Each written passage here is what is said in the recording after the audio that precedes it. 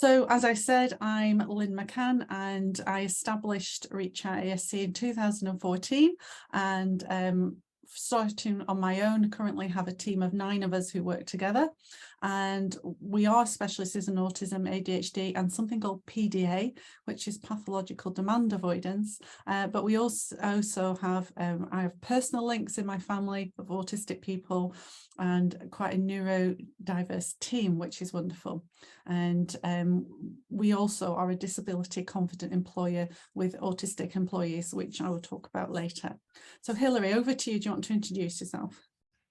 Hi, so yes, I'm Hilary. I was diagnosed autistic when I was 45 in 2006, and I was teaching, so I've taught maths for 25 years. I'm semi-retired but still teach maths by tuition. I've also taught astronomy GCSE for a number of years as well, so I taught in schools first and then in further education. And it was when I was teaching in schools that I started to think about some of the things, some of the challenges that I was facing that other people didn't seem to be facing. And that's when I was diagnosed. And yeah, so, and now I work with Lynn and the team and tutor maths still, and some astronomy and various other bits and pieces that I do. So. And do feel free, if any of you have got any questions about how it is to be autistic, please feel free to ask. Mm-hmm. Thank you. Thank you. And you've been very modest in the fact that you're about to start a PhD as well. yes. In classical studies. Yes. So yeah, a bit of a life's work coming up, I think. Yeah, and also I want to thank Kevin, who's part of your team there at Pico Tech, we've chatted about his experiences, and he's been really, a big contribution to what we're going to talk about today as well. So I'm not putting him under any pressure to talk today, but if he wants to, Kevin, if you want to contribute at all, do let us know, and we'll make sure we've got space for you as well.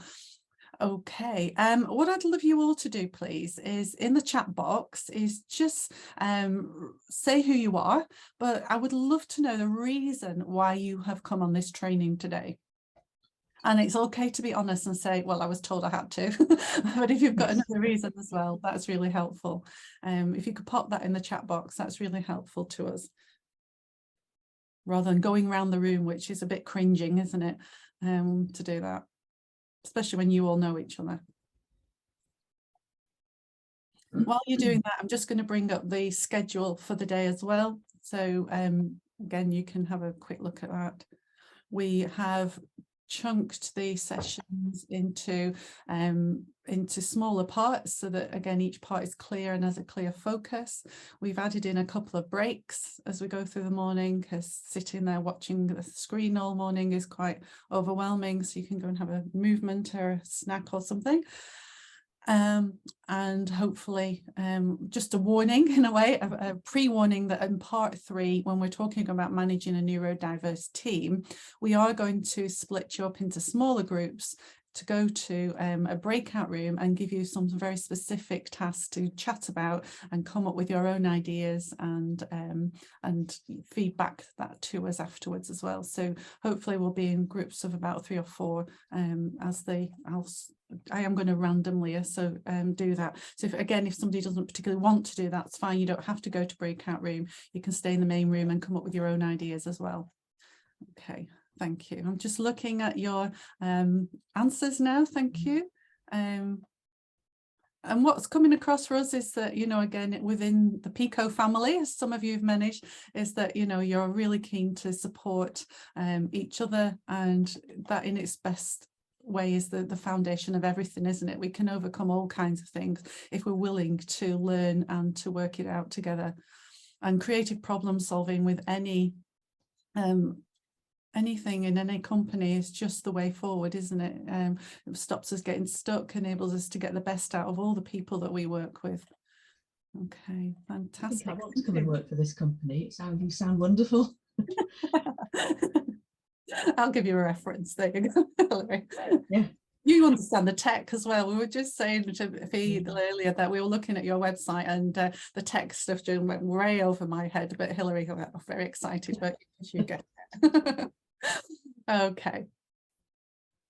So this is Menti. So menti.com. If you've got your mobile phone, I would love you to go to menti.com on it and put in this code. And the question will come up on there. The first question is, what are the best parts of your job? Now, this is going to come up again on a different screen, just to, so if you quickly jot down that number, 11436474, it will be on the next screen as well, but I just need to swap screens. I'll just give you a moment to write that down. Okay.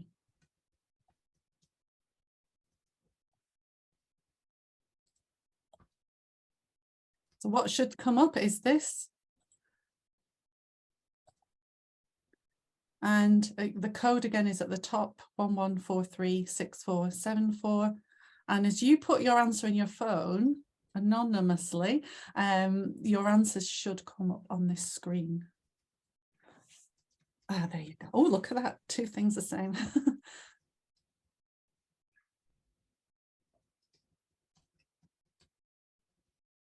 Three people saying the people. That's good news, isn't it?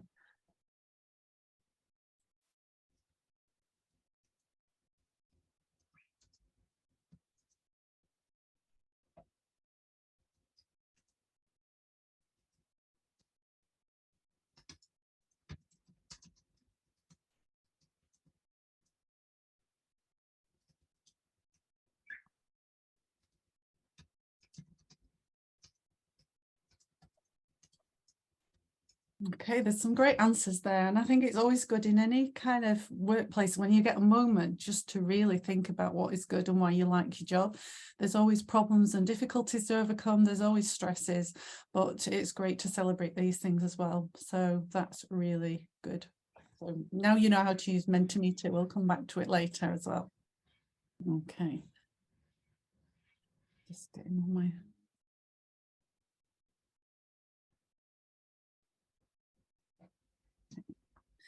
So part one of our presentation is around understanding neurodiversity and autism. So there's lots of language that develops in our, as we understand things in this world, and neurodiversity is a term that's being used quite a lot now in certain areas. Some people have not heard of it at all. Some people, you know, still are understanding autism as Rain Man from 40 odd years ago. So again, the knowledge within the general society is different. We're just talking about Chris Packham's film last night with different autistic people talking about their autistic experience. Films like that are great because they do help people understand things from the actual experience of the person, which instead of judging people from the outside is really good. So I'm just going to explain a little bit about the language again. So neurodiversity is been around as a term since the 1980s, and like biodiversity, it's just a general term to actually describe the fact that human beings have different kinds of brains. And you think, well, of course we have. Some people have technical brains, some people have, you know, kind of creative brains, but actually, you know, we have mixtures of all kinds of things. But each person is unique within that, as we know. So neurodiversity is the general overarching things term to make sure that yeah, that we have a huge range of different people. So neurodivergence is another term used to explain a particular type of brain, and usually within these parameters, people mean when they see neurodivergence is people may have an autistic brain, an ADHD brain, dyslexia, dyscalculia, and so on. And you know, those are kind of the range of brains that people call neurodivergent brains. So different from what people say is neurotypical.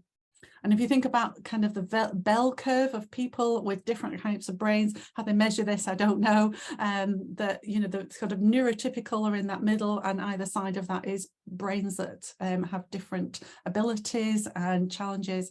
And it's a really funny thing to pin down because people are so different. But I'm just introducing that term because you'll come across it when you look at autism and other conditions at the moment. So again, just some of the statistics. It's very difficult to pin statistics down. So to say 2 to 5% of the population are autistic, again, it is people don't know, because there are many people who are diagnosed or on waiting lists, who've been missed or misdiagnosed.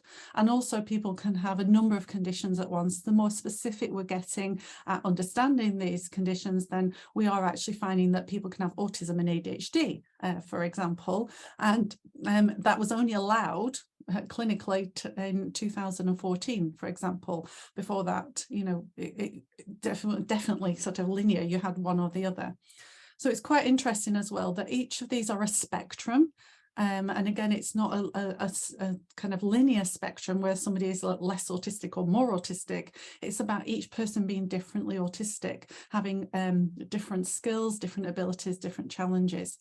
So as we get to know people and listen to what autistic people have to say, the same with having, you know, people with dyslexia, dyspraxia, and so on, we are starting to understand things a bit more, and it's really fascinating and wonderful, and it's why I love my job. It's a great thing about it, is just meeting so many interesting and different people.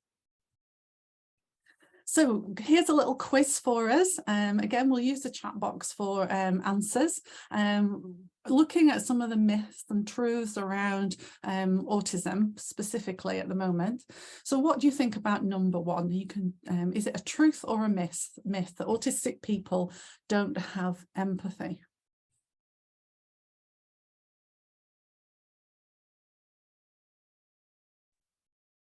I think it's a myth. Mm-hmm. I think loads of people think it's a myth, I'm glad to say. Again, it's one of those things that's been hanging around for a long time because of a researcher called Simon Baron-Cohen, who talked about something called mind blindness.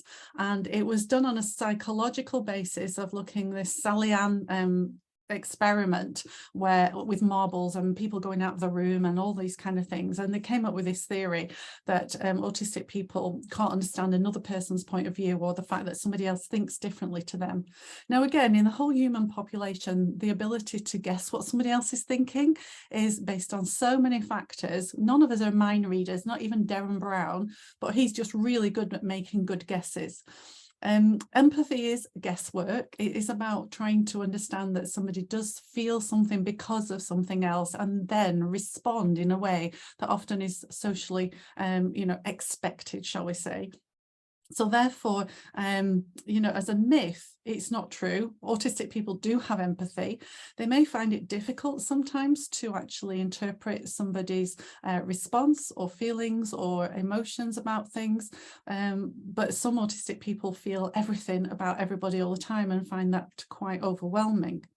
One of the things is, though, it's a two-way thing, isn't it? And we often find from autistic people that non-autistic people show less empathy to them than you know, than they give to others. Some of it is around communication, though, not knowing how to communicate that, which is why people assume things.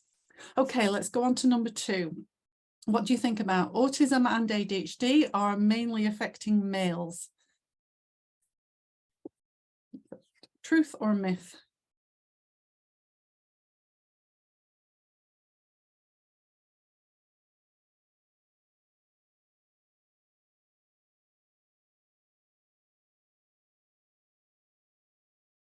Okay. Again, there's a bit of variety here in that. So currently, the statistics would say that there were more males who are autistic or ADHD than females.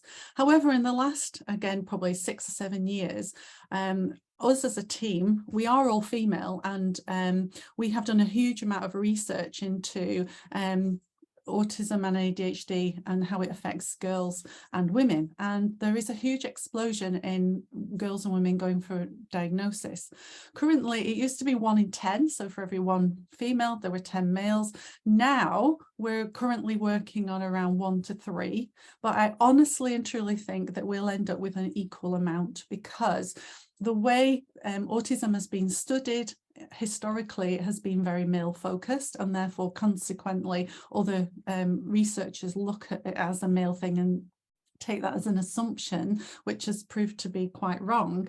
But also the way women kind of display or are affected by autism can be quite different at times. Some of that is hormonal, some of it is socialization. So it's quite an interesting one, this, and it's true and kind of myth in equal measures. And interestingly, looking at how ADHD was manifest in females, a part of our research, I realized that I had ADHD, and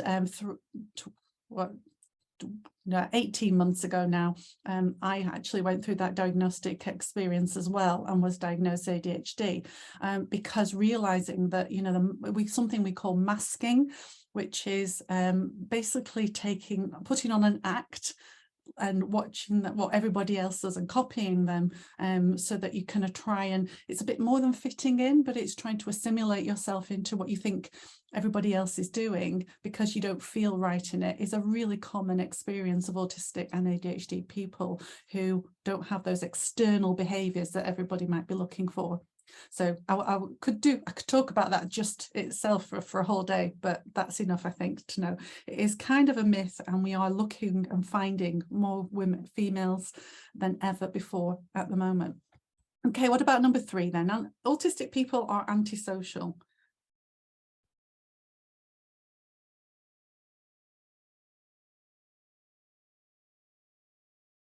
Well, it's good to see all those myths coming up, yeah, but finding it difficult, yeah. It's the same as number 1, really. It's around a bias that has often been kind of over history looked at males particularly, but also that the experiences and interpretation of the social behaviours of autistic people.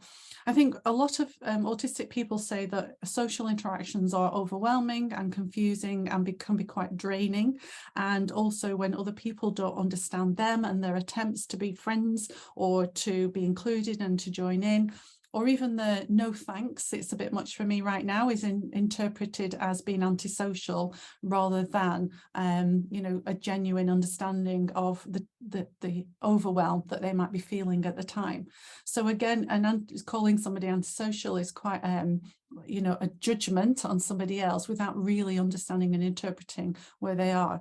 So yes, socializing can be difficult for lots of reasons we will talk about in a little while, but not antisocial. Many autistic people really do want to belong and be understood and be part of social groups where people get them. So number 4, autism is a mental health condition. What do you think?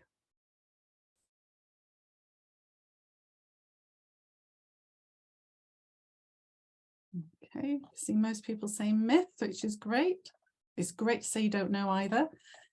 This again is a bit of an ambiguous one, because diagnostically and within even the Equality Act as well, that autism comes under mental health conditions. And notice that doesn't say mental ill health though as well. And I think that, you know, at the baseline, the acknowledgement is a way the brain works maybe quite differently from a typical brain. And also thinking about the diagnostic criteria is based on a deficit model rather than a difference model. So the clinical side of autism is a huge thing, and it really kind of feeds into the medical model of disability, that is something's wrong with somebody. But this is starting to be challenged and upended in terms of looking at the social model, where actually it's the environment and the misunderstanding of people that gives them difficulties with stress and mental health.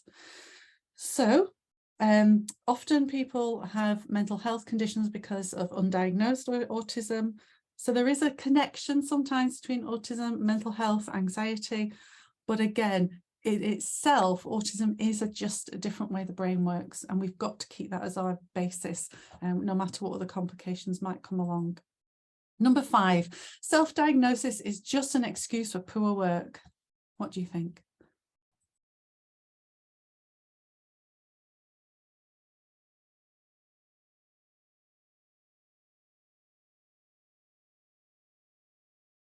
Yeah, of course it's a myth. But people say it, and I've heard it, and I think the main thing is autistic and neurodivergent people can be a huge asset to any company that is flexible and willing to adapt, and we can get some amazingly knowledgeable, creative talent that we might otherwise have missed, and certainly making reasonable adjustments can just release that talent into the workplace. So number 6, finally, people have to disclose their diagnosis in their workplace. Do they have to?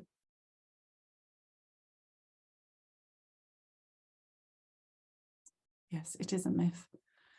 Disclosing your diagnosis can come with significant risk of being judged, labelled and discriminated against.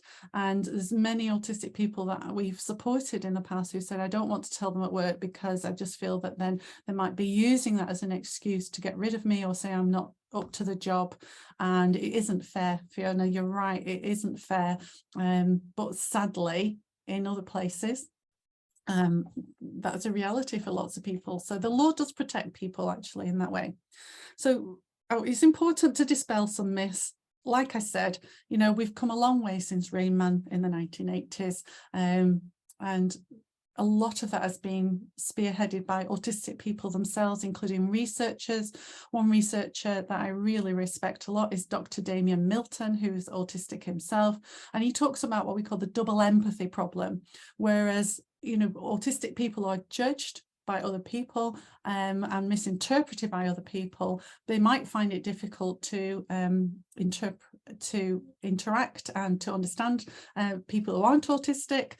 However, it is that two-way problem, isn't it? That if we come together and understand each other, that makes a huge difference. Okay. Sadly, Donna Williams is no longer with us, but this kind of sums up what we're trying to, our approach really of support of understanding autism, that right from the start, from the time someone came up with the word autism, the condition has been judged from the outside by its appearances and behaviours. That was a huge thing, especially in children, and not from the inside according to how it's experienced. So, you know, all the work that we do in our team is around really understanding the person's experience first. And as a manager, that is the place to start. So it's such an important quote, this. We have it up on the wall in our office. So I am going to kind of unpick a little bit what autism is according to the diagnostic criteria. And as I said, it's a very deficit-based criteria. So we've kind of flipped that over a little bit to look at the differences within an autistic brain. And again, that whole range of people that there are, the commonalities is these 4 areas of difference to get that diagnosis. And they could have other things alongside it, so autistic and dyslexic and so on. So the 4 areas are communication, social interaction, thinking differences, and sensory processing. I'm going to talk about them briefly in that order. So for communication, we have such a wide range of communication differences within autistic people, from those who don't use verbal language. And again, verbal language, the ability to use verbal language does not indicate intelligence.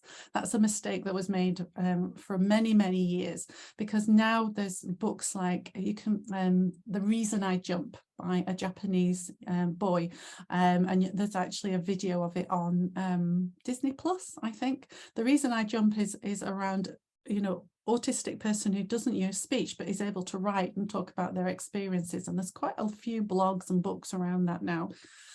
But also autistic people can be extremely vocal and vocabulary able, and really amazing speakers, because again, that is their ability.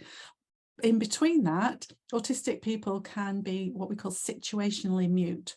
So there's certain stresses or situations where speech just goes and they're unable to talk. So that whole range of verbal ability in autistic people, but communication is not just verbal, is it? It's also non-verbal. It's our tone of voice, our facial expressions, our body language. And autistic people can find it difficult to read the non-verbal communication. One of the things that can be difficult is just keeping up with the different amounts of verbal communication going on and tuning in to each person speaking and following conversations, because they can go off on all sorts of random tangents. Hilary has written a fantastic blog, and I will send you the link to it on our website, about mathematically how many different communications there could be between different groups of people. So obviously with 2 people, there's just 2, but going up to 7 people, there's over 5,000 possible communication strands that can go on and interactions between those people. So being in a group can be quite overwhelming for many autistic people. Everyday communication can be difficult because often autistic people can interpret language very literally, which can be a huge strength, particularly in the workplace, but also a lot of non-autistic people don't say what they mean. They use lots of quite ambiguous language, you know, such as idioms and jokes and sarcasm, and that can be quite difficult for an autistic person to interpret. And on the other side of that, an autistic person being very factual, excuse me, and to the point, can be misinterpreted as being rude, or, you know, not having the social niceties that go with it. To be honest, if we all said what we mean, it would make everybody be able to communicate better between themselves. Okay, so it's about the social etiquette around language that is often unwritten and, you know, is kind of picked up by people who aren't autistic, and then other people are judged on that, which gets some of the problems. The thing around eye contact is quite often noticed that autistic people can sometimes find eye contact very painful and difficult to use. They can't sometimes listen and look at somebody at the same time because it's overwhelming. But also some autistic people, what we call mask eye contact, and so maybe look at somebody's forehead or nose instead of eyes. Autistic people don't have a problem with eye contact at all. So it's not an indicator, but it is just something that somebody might find difficult. Not using eye contact to look at people's faces also can have a little bit of a challenge, in that it's difficult then to read facial expressions. Facial expressions aren't a reliable way of knowing how somebody is feeling anyway, is it? Because all of us might put on a smile when we're actually feeling something else, for example. And our resting face doesn't say anything either. So I've known quite a few autistic people say that when they have their resting face, everybody thinks they're really grumpy. And they're not. It's just the resting face, and it's misinterpreted by other people, and that can work both ways as well.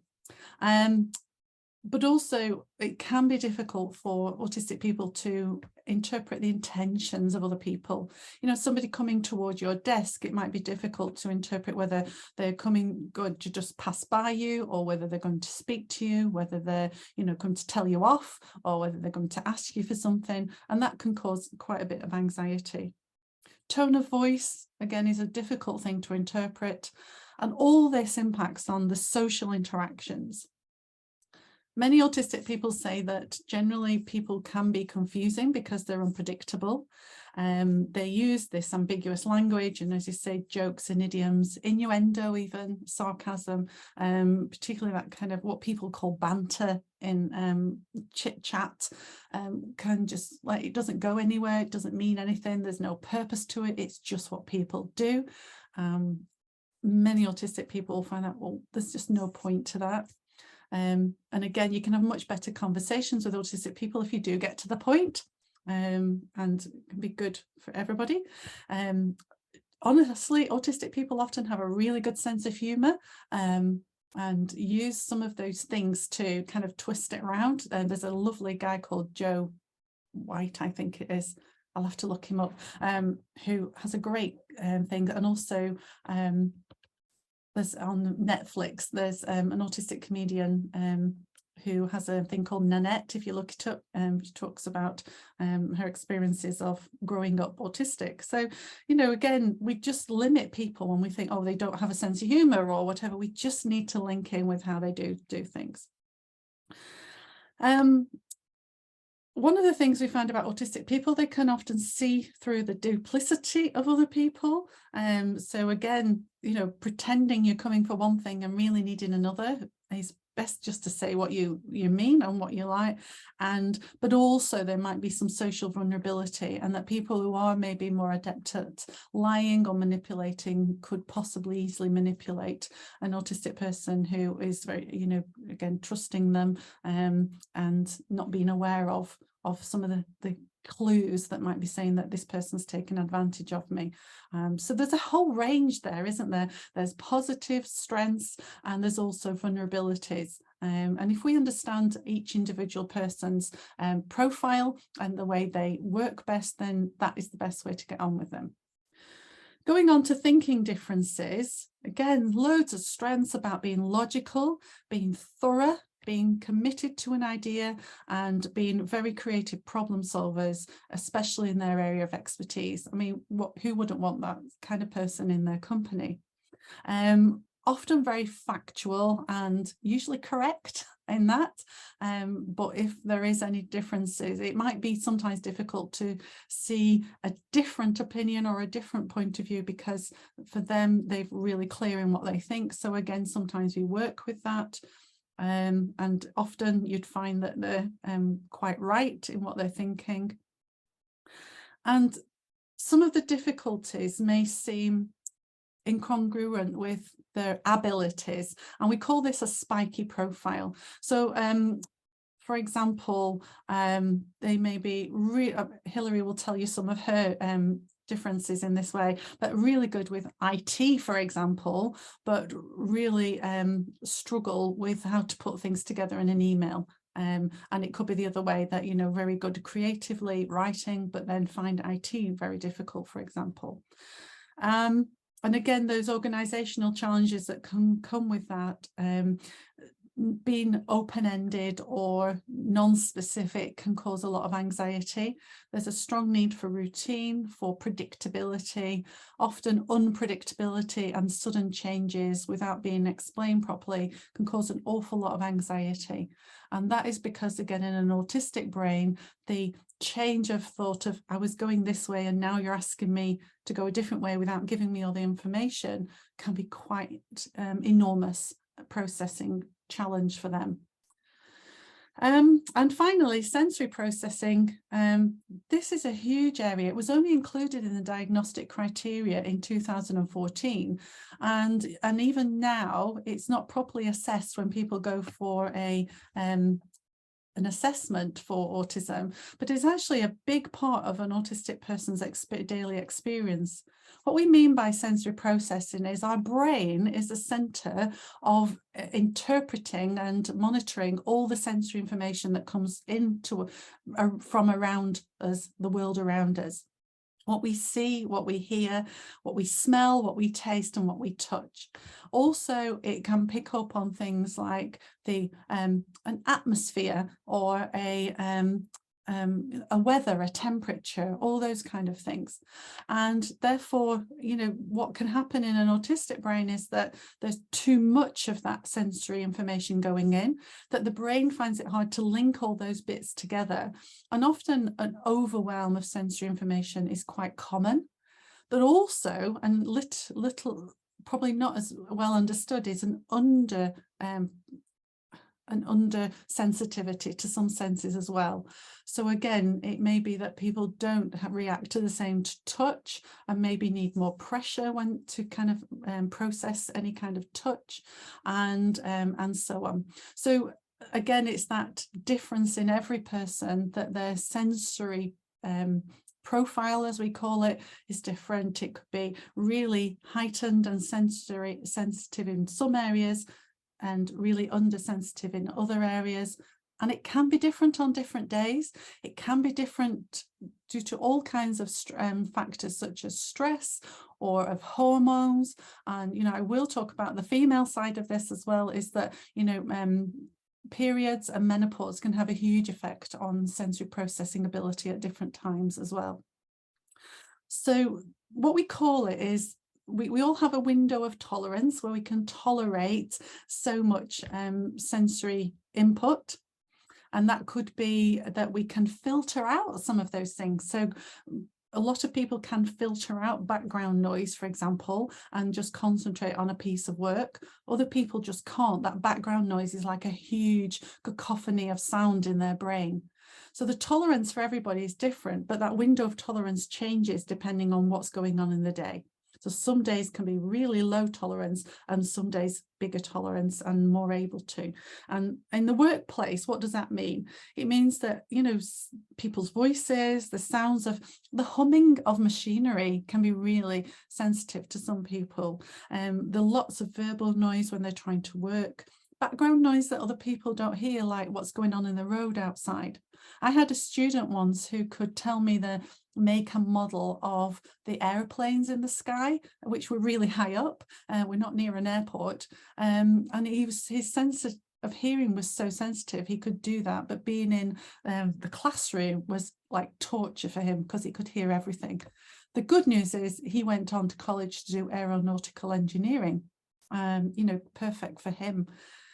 So not being able to filter things out, things like smells, you know, the different perfume or deodorants that people wear or aftershaves, people eating, where your desk is in relation to the kitchen or even the toilets, you know, the smells from that, the light levels, what the seating is like, whether the seating allows them to move. For example, I've got a nice whizzy chair here with me today, and textures of things, from the texture of desks and paper and different kind of pens you use.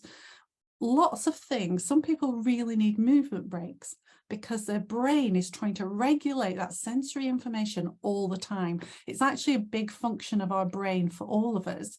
Some of us manage to filter out more than others. Other people, it's kind of this cacophony of information coming on all the time. So without recognizing those sensory needs and making those adjustments, it actually can have a huge impact on somebody's mental health. It can just constantly gnaw away at them and, you know, kind of cause anxiety, cause sometimes even mental ill health and burnout, especially when other people dismiss those needs as well, which can happen.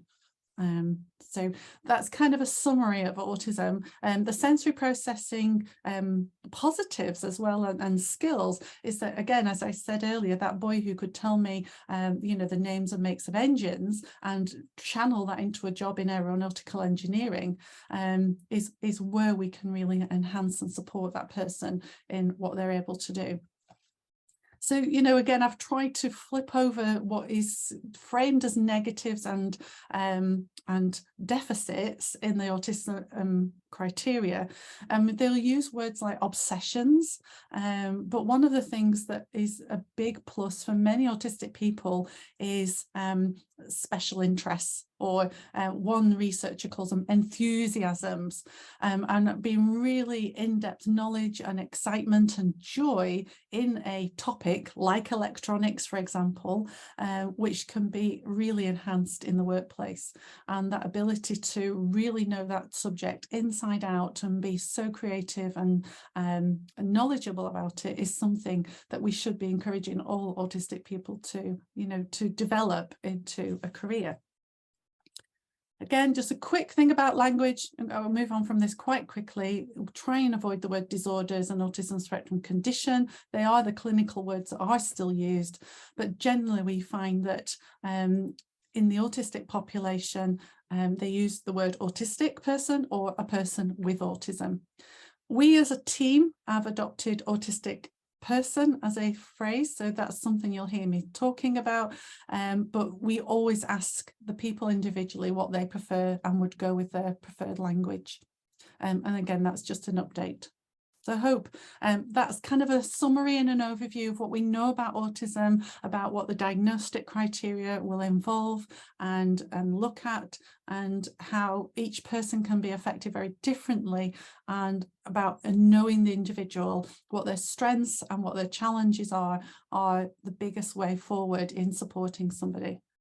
But we need the right language and the positive-based language to be able to do that, in order to make that person feel valuable and supported.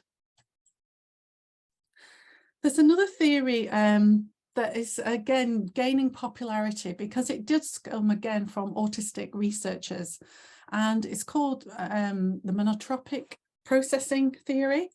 And what a lot of autistic people have reported and has been studied is that there is an attention tunnel that autistic people get into, and their brain naturally will gravitate to be focused on one thing really intently. And that's where those kind of, you know, special interests can really come in, but also would be a really positive thing in the workplace. So in this attention tunnel, where the brain is really focused in to really ignoring everything around them, can lead to really highly focused expert knowledge and amazing problem solvers, because when they're in the zone, it's a joyful, amazing place that then allows that to happen.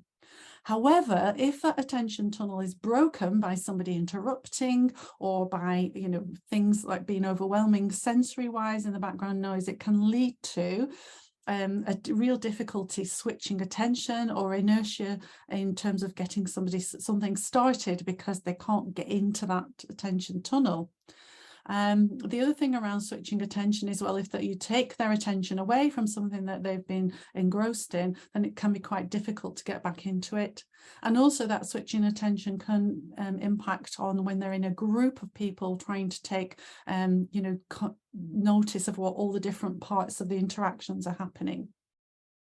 It also leads to our understanding around this literal interpretation, about, you know, again, attention tunnel focusing on something very factual, and therefore interpreting it in that way. It does not mean that autistic people aren't creative, because they are. And I have an ex-student I used to work with, currently in his third year, doing a creative writing degree. You know, that does not mean that there isn't creativity. But interpretation and factual interpretation can be a real benefit, but also have its limitations when things are more ambiguous, or there needs to be a wider view that might need somebody taking through that. Again, it all is context specific, particularly and individually specific. Okay.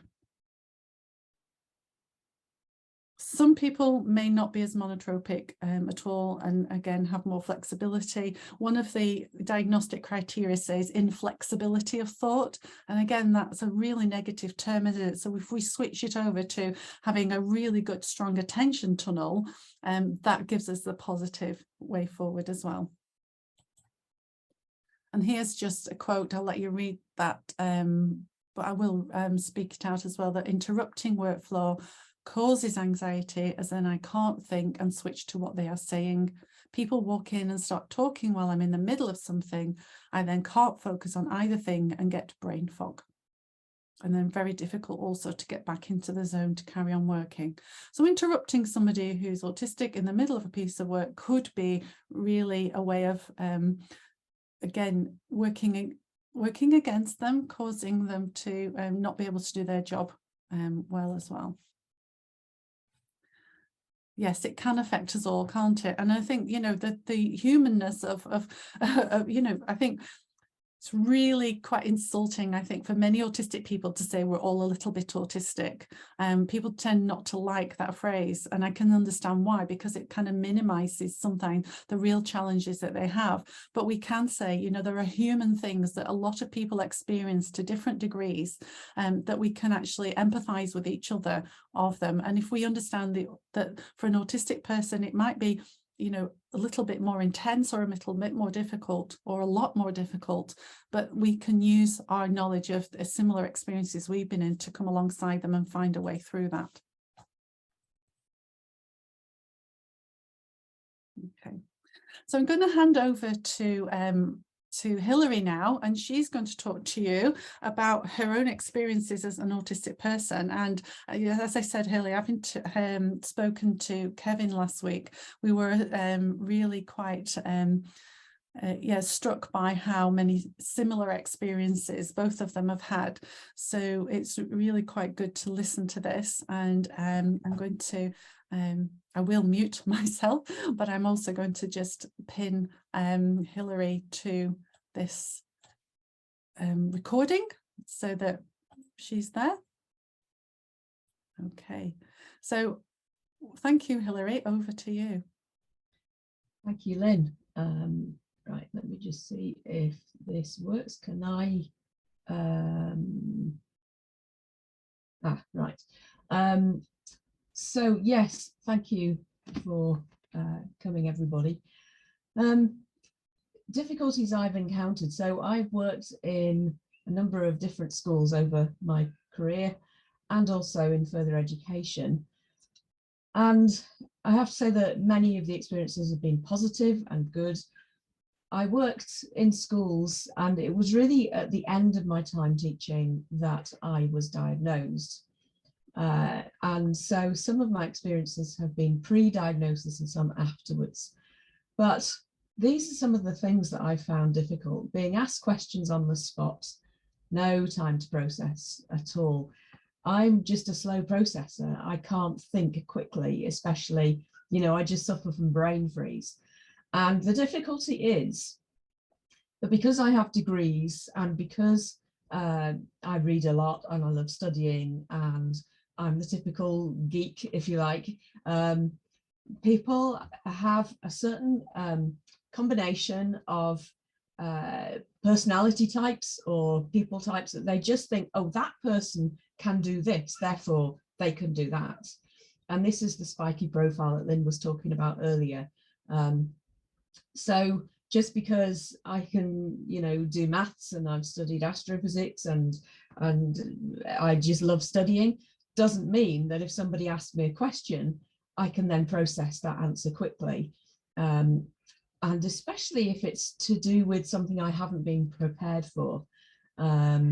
So Lynn, I'm not sure how I don't seem to be able to. All right, I'll do it for you, sorry. Oh, okay, that's fine then, yeah.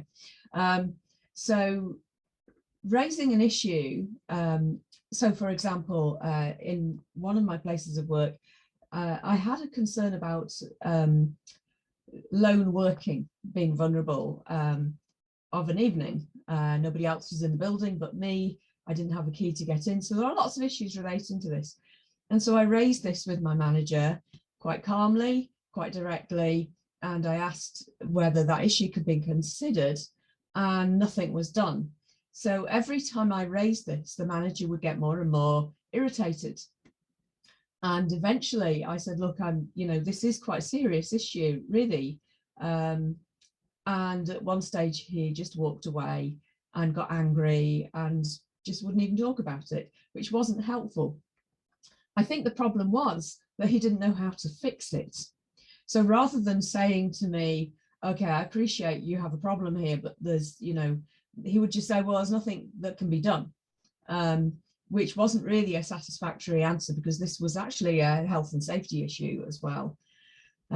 So that was difficult. And I think because I was direct as well, even though I was calm, I think the directness posed a problem for this person. And just to mention something that we might mention later on, I did actually come to the conclusion, or at least began to wonder whether he himself did have some kind of, was perhaps neurodivergent in some way, because it was quite a difficult relationship with him that I had, although it did end in a better way eventually.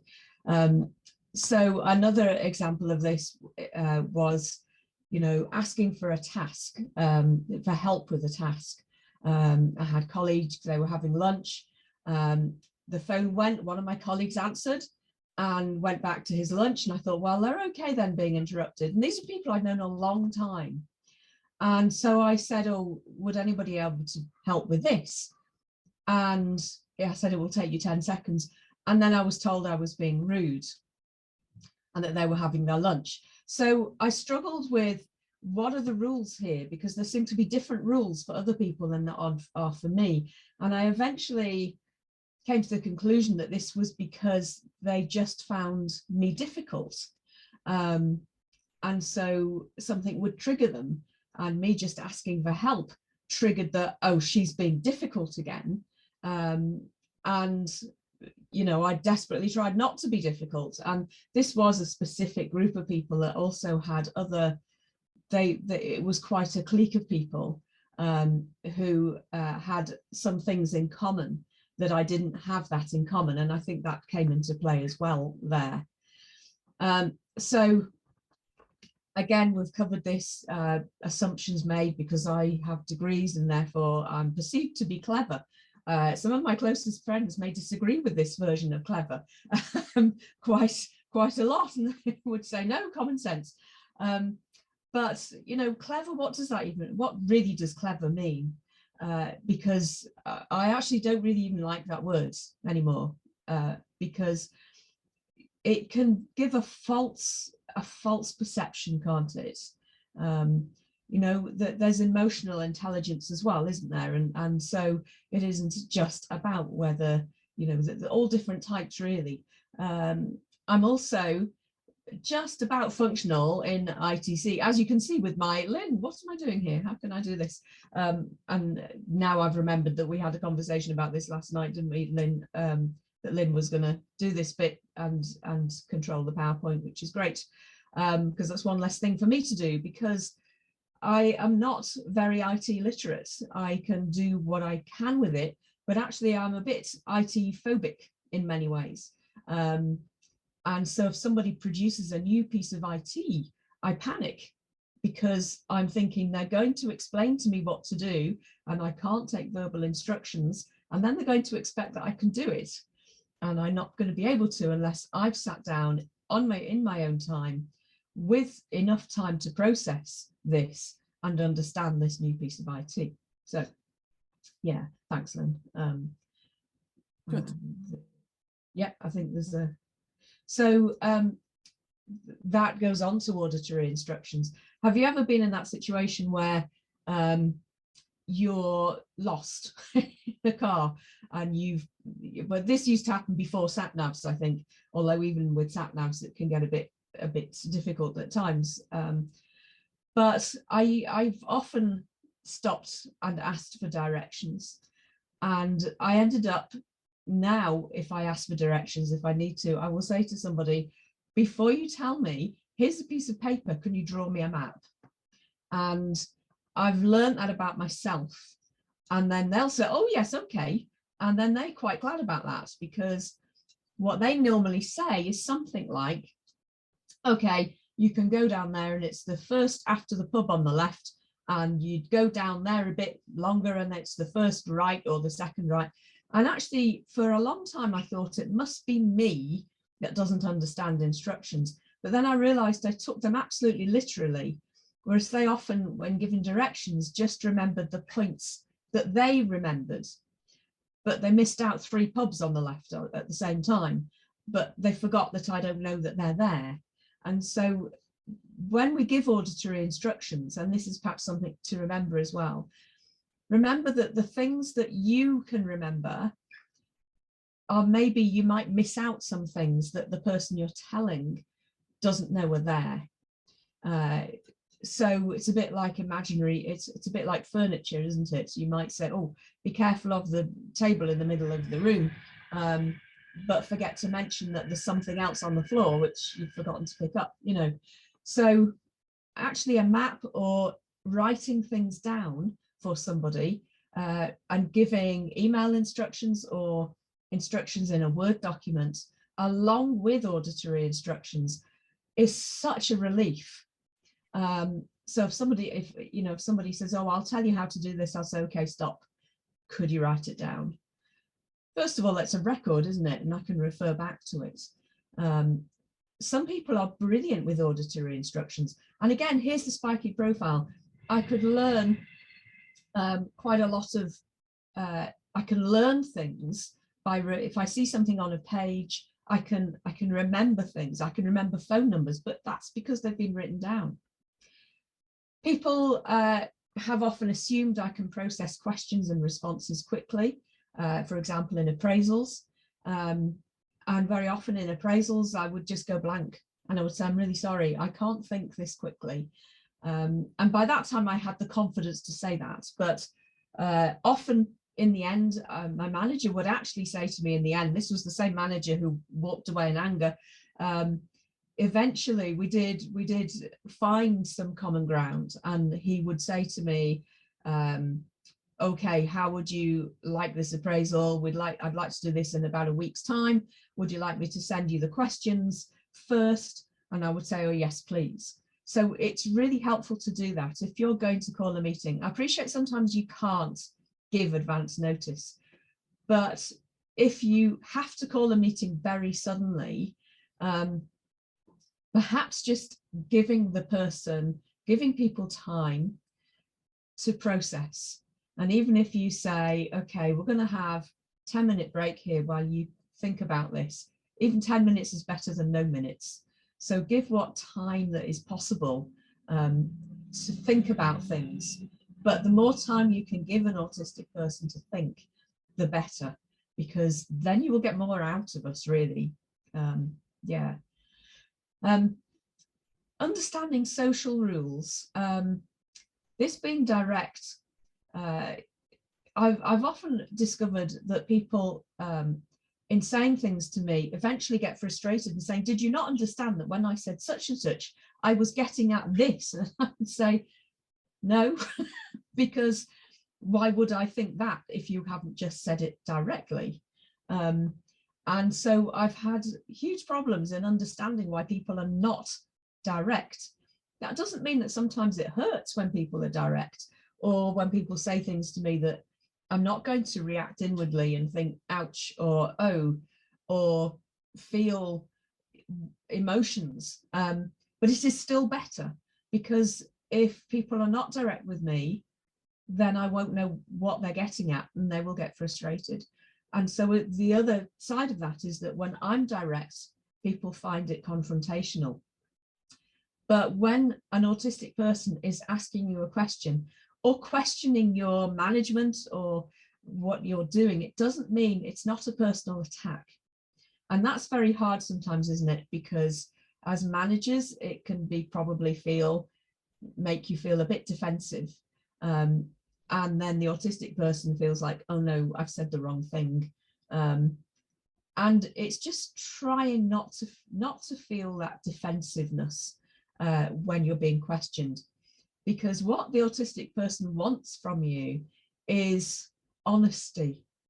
And even if you say as a manager, look, I'm really struggling with this question right now because it feels a bit confrontational, even if you say that, then that is much better, because then the autistic person will say, oh no, I didn't mean it to be like that, I'm really sorry. I really just genuinely want to know this or that. So the more honest, the better.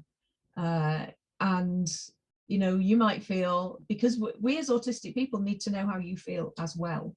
This is two way, isn't it, this interaction? And Lynn has talked about the double empathy difficulty, where autistic people can understand autistic people, and neurotypical people, neurotypical people. And within that, of course, you've got everything else. We might have dyslexic people and ADHD people, and, you know, so, and neurotypical people who understand some better than others how it is. And with all that, the personality ranges within that. So being given administrative tasks, I was once, and this comes up in a question, a typical email that is coming up soon. We had to change our logo heading on all the admin documents that we had, and I didn't really know how to do this. And so I spent several hours doing this until a colleague friend said, oh, that would only take me 5 minutes. And I said, how would you do that in 5 minutes? And they showed me. What a waste of time that 3 hours had been. So even though you're all brilliant at IT, maybe you're not. Maybe there are some people who come and work for you who are really, really good at the things that you need them to be good at, which is understanding oscillators. And I got very excited about oscillators. And that's because I'm achieving a bit of a lifelong ambition and slowly becoming a radio ham and have passed my first exam. So oscillators are very interesting to me.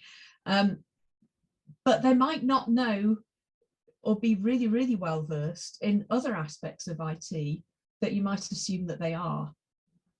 So anything that's a task to do with administration, it's worth checking. Do they know the short version of this? Do they know how to do this quickly? Because otherwise they might waste a lot of time doing things a long way around that will take you 5 minutes. So thanks, Lynn. Yeah. Discrimination. Now, there's a lot coming up about this. The Equality Act, 2010 Equality Act, is really worth a look. And Lynn's going to share a website later on that contains all of this as well. If you go and look at the government sites and the Equality Act, it's a bit overwhelming. And I'm currently in the process of trying to lessen the overwhelmingness of this and summarize a lot of what it says in a booklet with Lynn. So, but discrimination, yes, being bullied and ostracized for being weird or different, it can be insidious, if that's a right word. It can happen in ways that don't appear to be so. You know, that this, being on the receiving end of this, without being able to pin down any one person that says they're treating me as weird or different, and yet knowing that they do, in that one rule for some people and another rule for me. So being overlooked for promotion, because perhaps being thought of as well, I don't really think that they're going to do a good job of this because they're autistic. It's very subtle. Ignoring contributions to problem solving. So one of the things that I find really hard if somebody asks me something is to pick out the bits that are most important. So I have to go through everything. And there's a phrase where I live, you might have heard this, going around the Wrekin. Going all around the Wrekin. The Wrekin is a hill near Telford and Shrewsbury. And the idea is that people used to have to go all the way around this before they got to where they wanted to go. And that's me. And you might even pick that up in how I'm presenting this. So that can happen in looking to problem solving. You ask people to solve a problem, and what, you know, if you might find that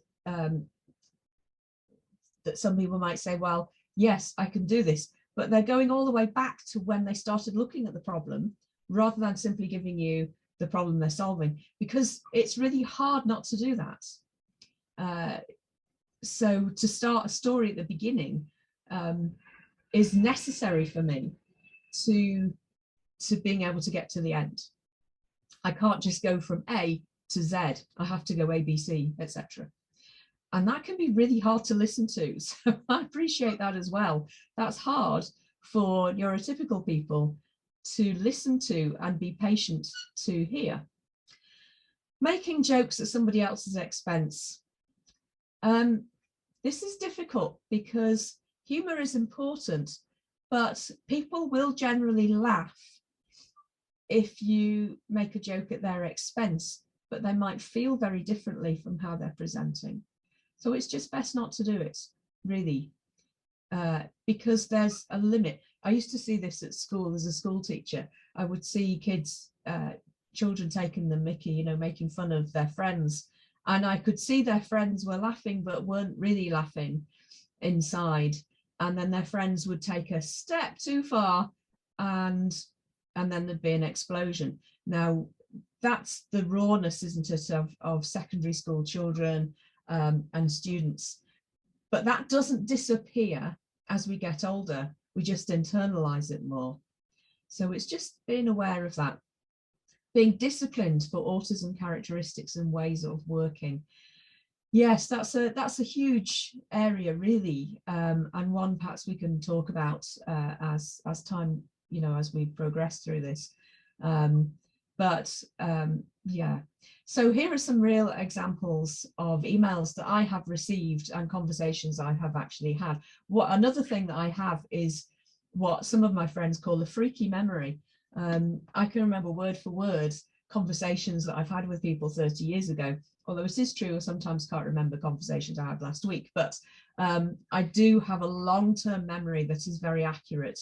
And so here are some examples that you can just have a read there. And this was the same manager that I was talking about, who I had for about 5 years as my manager, and found him incredibly difficult. And it seems he found me difficult as well, but these were his responses. So as you can see, that wasn't very helpful. And the problem was that he had as well a set of instructions that came from management above him. And so he was just delivering that, but wasn't really empathetic into what I could do. So here are a couple more. And this was what I was talking about, which I did eventually. I did take his advice. But before that, I think a colleague said to me, actually, I can help you do this. And this was probably the classic one when I was really struggling,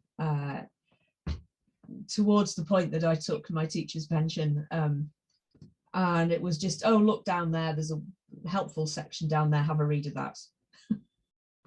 Thanks, Lynn.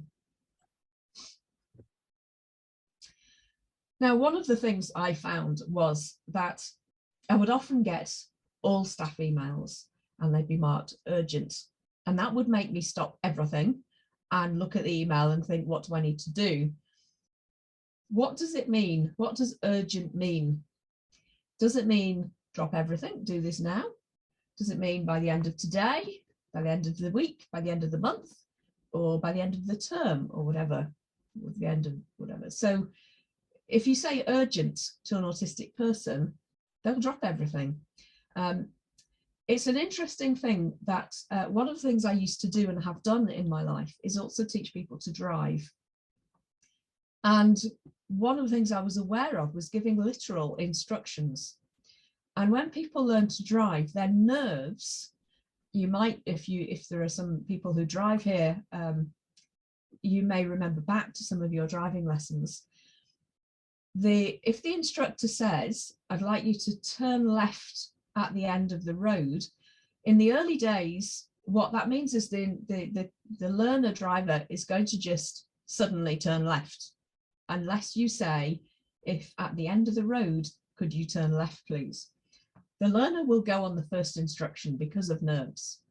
And that, although it doesn't come from the same reasons for an autistic person, because it comes from nerves, whereas for an autistic person, it comes from the way our brains are wired.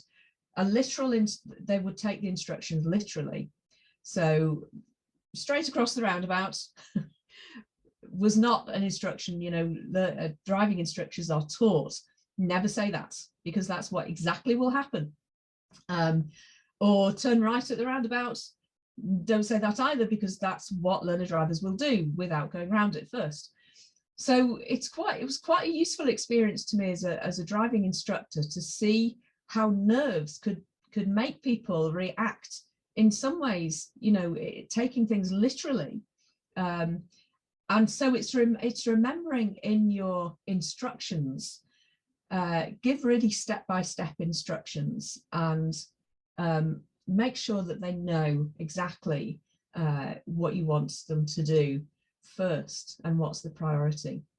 If we're going to be talking a bit later about reasonable adjustments, if someone comes to you and says, I really could do with this, can I work from home 3 days a week? Now, of course, that's actually become more reasonable through the lockdown, hasn't it? And we've all learned far much more about working from home.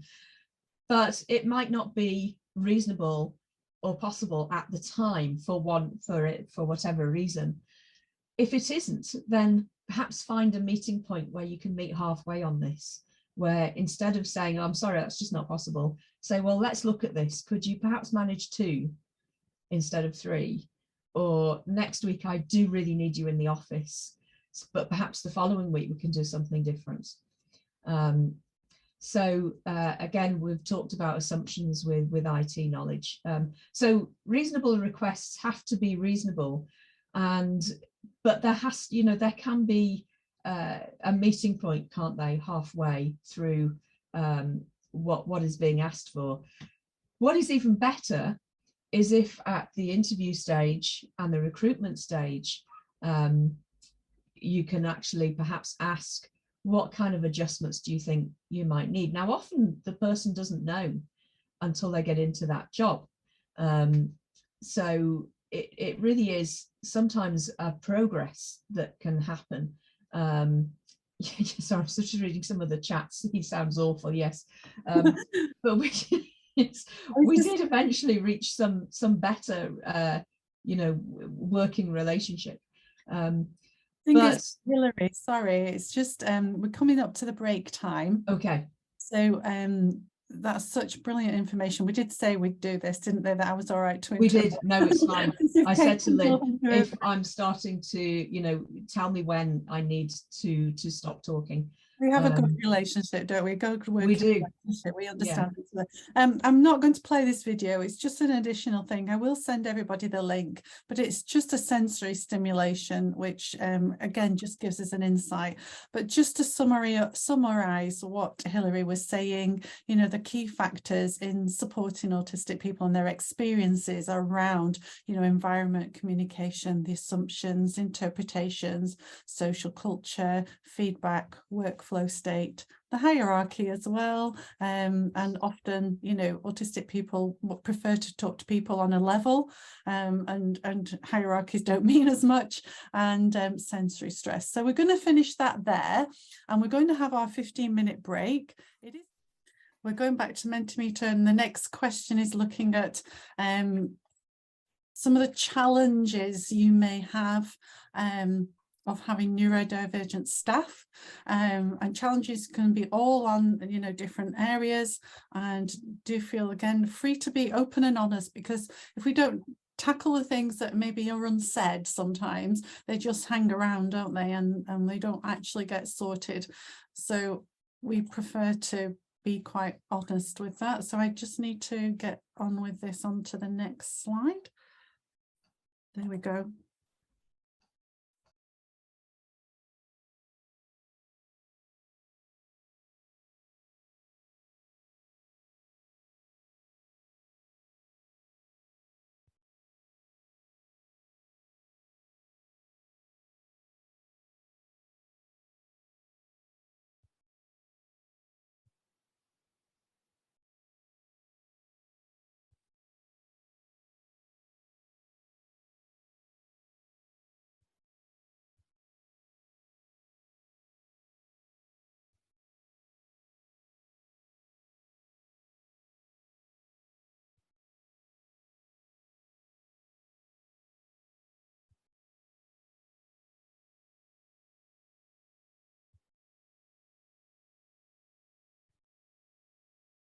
Okay, there's quite a few things coming up now. And again, it's interesting, isn't it? A good manager, then there are no challenges. I would gently question that, in that actually part of being a manager is being able to accept and to overcome challenges. I think maybe you're thinking that, if we're a good manager, we can actually overcome challenges, and that I would agree with that as well. But life brings up challenges, doesn't it? And we can't always predict what's going to happen. Lots of people saying things around, wanting to help, and obviously that's why we're here, isn't it? Accommodating needs of the whole team, and I would agree that myself as a manager, and really taking that time to understand, but also your own stress and your own workload as well, and giving time to your individuals, equal voice amongst the staff. So, you know, it's good to be open, honest, and to be able to look at these things and see what we can do to work through them, because that's what we're here today. Okay, so it's 10:32. Hopefully we've got everybody back. And if you've not added to this, please do. Being a manager is a different kind of job. And it's something that, you know, you may have progressed to from starting somewhere else, or you might come into the company as a manager. And it's different. Every manager has different training and experience. Sometimes you get it through experience. Sometimes you learn how to be a manager by understanding why you didn't like the way somebody managed you before. Certainly that's a big impact on the way I manage, certainly, because I've seen the mistakes that other people have made. But to actually get training in management, in managing people, and people of all different, you know, neurodivergence, this is part of your training, isn't it? But also being able to have time to reflect on your style and what you do, whether little things can make a difference or not, in the middle of a busy working day as well, and things you might, you know, go home thinking, oh my gosh, I've got a million things I didn't get done today. I find that quite often, but also giving that time to think about your staff as well. So it is a challenging job, but actually, you know, it's one that we can relish and enjoy as well. There's a lot of good things about it. I think that now the different needs in a team is really important. Certainly that is part of my challenge as a manager. You know, what can happen to me as somebody who has ADHD, I have what I call my Tigger moments, where I get quite overexcited, overstimulated, and my brain's off on all different things at once, and I'm going la, la, la, on different tangents. And you know, my autistic members of staff are going, where is she going with this, or this is too much. So, you know, I've given them permission to say, whoa, you need to slow down, you need to look at this together again. And as Hilary said, writing things down and being visual has been a big help for us as a team.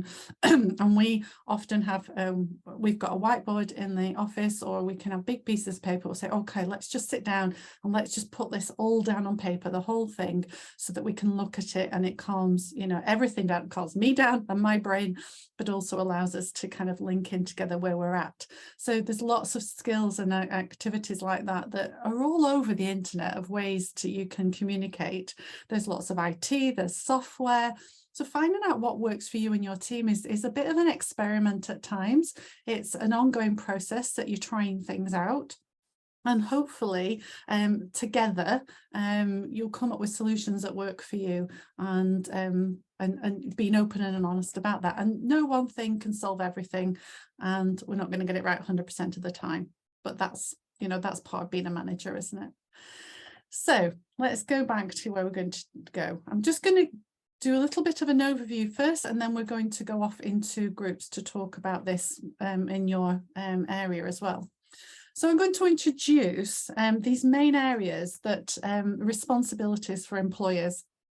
I remember starting out, before I first started taking people on and employing them, I went on an employment law course put on locally, and I came away feeling I'm never going to employ anybody because it's a minefield of legislation and, you know, health and safety to Equality Act and all the bits in between, and it is huge, and tax and payroll and all those things. But actually, when you get into it and you've got your systems in place, those things kind of flow. So, but there are certain responsibilities that we're going to be really looking at that come under the umbrella of the Equality Act. And the Equality Act itself, somebody said they've read it. I noticed in the comments before. Good on you. And as Hilary said earlier, she's looking through it. We've learned a lot about it in our team as well. But it's the legal duty. And it's funny as well. It's an act that's not often policed. But when it comes to employment tribunals, it's one that is often quoted and used in employment tribunals against discrimination against employees. So it is an important one to take on board as a company. And what it really kind of gives the company a legal duty if a disabled person would be disadvantaged by, and there's three main areas. One, the way you usually do things. So legally, that means any practice, a criterion or provision operated by or for an employer. The second area is the physical environment of work. So legally, that's the physical features of your environment. And that could be as simple things like, you know, having a workplace on the second floor and there are no lifts. So somebody who's using a wheelchair can't access that and are then having to work from home. So things like that become discrimination. And the lack of something that would help as well. So not having something in place comes under the Equality Act, and legally that's any kind of auxiliary aids, software, and it even include things like assistant dogs, or, you know, somebody who has a visual impairment or is blind can, you know, needing their guide dog to come to work with them and things like that. So, and sometimes it is also other things like coaching or support externally as well. So those are the main areas. And under the Equality Act, autism is a lifelong mental impairment. That's how the wording they used. So obviously that term is not often used by autistic people themselves. So be really careful in using that language, the language you use when you're talking to somebody, either as an autistic employee, as an applicant for a job. So that's kind of a little bit of a summary of the Equality Act. That is enough for this session, what we're doing. The next area is disclosure. So disclosure means that somebody is telling you that they're autistic or may be autistic. So we talked earlier about self-identification. If somebody says they think they may be autistic, or they have lots of autistic characteristics or another condition, then actually that has to be taken seriously as well. And you have responsibilities to support that and maybe investigate it. There are firms that do pay for people to have assessments. Hillary was very lucky to experience that as well, or to find out some support for them. Sometimes occupational health departments in some companies may be able to help with that if they've had that training as well. So, but the other thing around disclosure is that if an employer is not aware and it hasn't been brought to their attention, then they do not have the responsibility to make any reasonable adjustments. It's that disclosure carries a lot of weight and a lot of responsibility for the person themselves, that they're really exposing them to being judged and misunderstood. So it's really important that if somebody does that, you know, it's confidential. You don't have to tell or inform the rest of the staff, and that you do need to then take that into consideration from that moment forward into how you support and help them. And if in recruitment ways, the person does not have to disclose in their application form or at any point in that, they can also leave that disclosure until after they've got, an offer of a job, or at any point in the process of working for the company. So again, that's the law. The third thing about is universal design. It is mentioned in the Equality Act. And this is just helping us understand the distinction between the medical model, where it's that person, there's something wrong with them, or there's something it's a really funny phrase, isn't it? That the problem is theirs. It's about looking at maybe the disability is caused by the lack of access to things that will make them be able to thrive and their potential in the workplace. So we can sometimes minimize the challenges and impairments that they are experiencing by making sure that the access to their work is as simple and as supported as possible and is reasonably able to do. That word reasonable comes up in the law courts and in employment tribunals a lot, but there are some guidelines around that which we will look at. So what universal design means is the principle of it is that we should try to build things for maximum accessibility for everyone. So it's looking at providing things like sitting and standing desks, so that anybody who needs or wants to stand up can have access to that, to making sure that, it is okay for anybody to wear headphones, sort of thing, and like that. So that means then that the fewer number of reasonable adjustments will be needed for individuals if things are available for everybody. And I think universal design is really what, forward-thinking companies, and if you look at all the things like Microsoft and all those kind of things, that really actively seek neurodivergent people for their employment, because they see that potential, that their universal design within their companies has been really thought about. It hasn't, however, been thought about by government departments. For example, Hilary and I did some work with the Environment Agency locally before lockdown, and one of the biggest problems was that their one-size-fits-all, office spaces was a huge barrier to their autistic employees actually accessing that at that time. And they said, oh, they can't work from home. And then we had lockdown, and everybody was working from home. So it'd be interesting. I think hopefully we're going to pick up some of that again and, see how that's improved in the government departments. So the fourth area there is reasonable adjustments. What does that mean? So again, under the Equality Act, that means making adjustments that enables people to access work and remove the barriers for them to be able to work to their best ability. Most reasonable adjustments are actually free or very cheap, and they usually just need a common kind of approach and policy and understanding from all the team of why you might be doing this, but also other supports that maybe cost a little bit, especially to companies that may not have budget for extra things, through a scheme called Access to Work, which is a government scheme which allows people to apply for funding in order to remove some of the barriers for them to access work. So in my company, we've used it for our autistic employee who gets a taxi to work, and that is paid for by that government scheme because she can't cope with the sensory overload of being on public transport.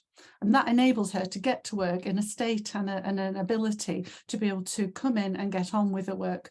In the early days when she was coming by public transport, it could take her an hour to kind of regulate from that sensory overload of being on a bus, and actually that's an hour lost of productivity, isn't it? So, those are the reasons why we can access those things. Another thing is that one of my employees is epileptic, and generally only affects her at night, but sometimes epileptic people can lose their driving license, and she needed that for work. So again, the Access to Work paid for taxis so she can access her work. Other people get coaching, they get software, so there's lots and lots of help and support available, and people don't know about it.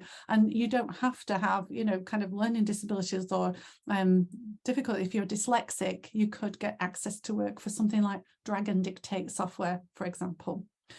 So reasonable adjustments are around removing barriers, enabling autistic and other employees to be able to work to their strengths and get the best out of them in the workplace, which is what we want. And there's lots and lots of examples of those you can find online. We'll come up with some, but I want you to be thinking, and this is going to be your task, what reasonable adjustments are going to help and work in your setting and with your team. So be thinking about that. Recruitment, we are going to look at as a separate thing afterwards, so we'll come back to that. And also, Hilary mentioned discrimination, but actually just remember that there are two forms of discrimination under the Equality Act.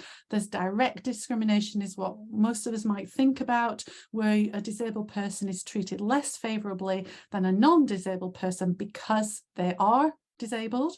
But indirect discrimination was lots of those things that Hilary mentioned about when we might have a neutral, what we think is a neutral policy that we think is, across the board, like say hot desking, which actually has a disproportionately negative impact on those with those protected characteristics that are called in the Equality Act.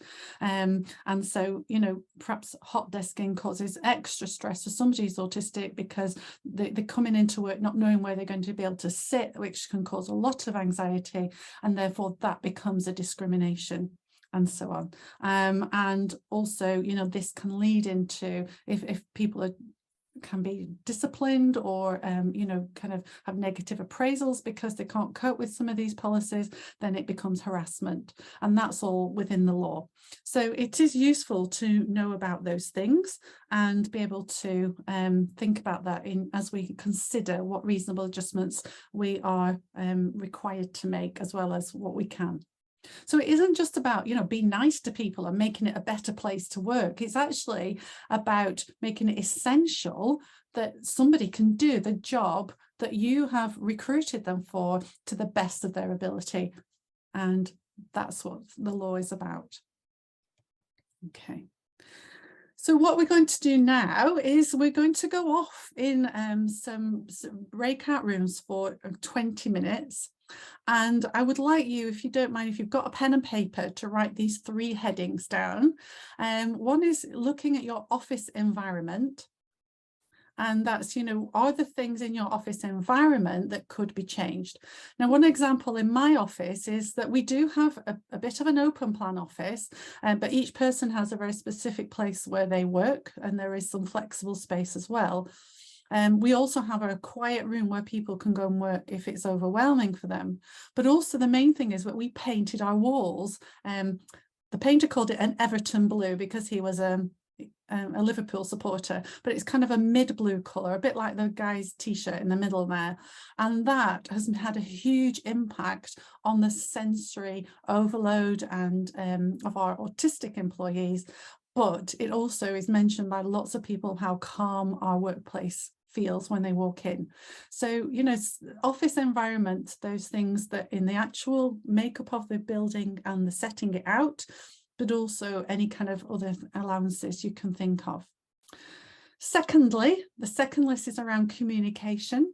So that obviously Hillary's talked about emails and meetings, but also social interactions and feedback that you give.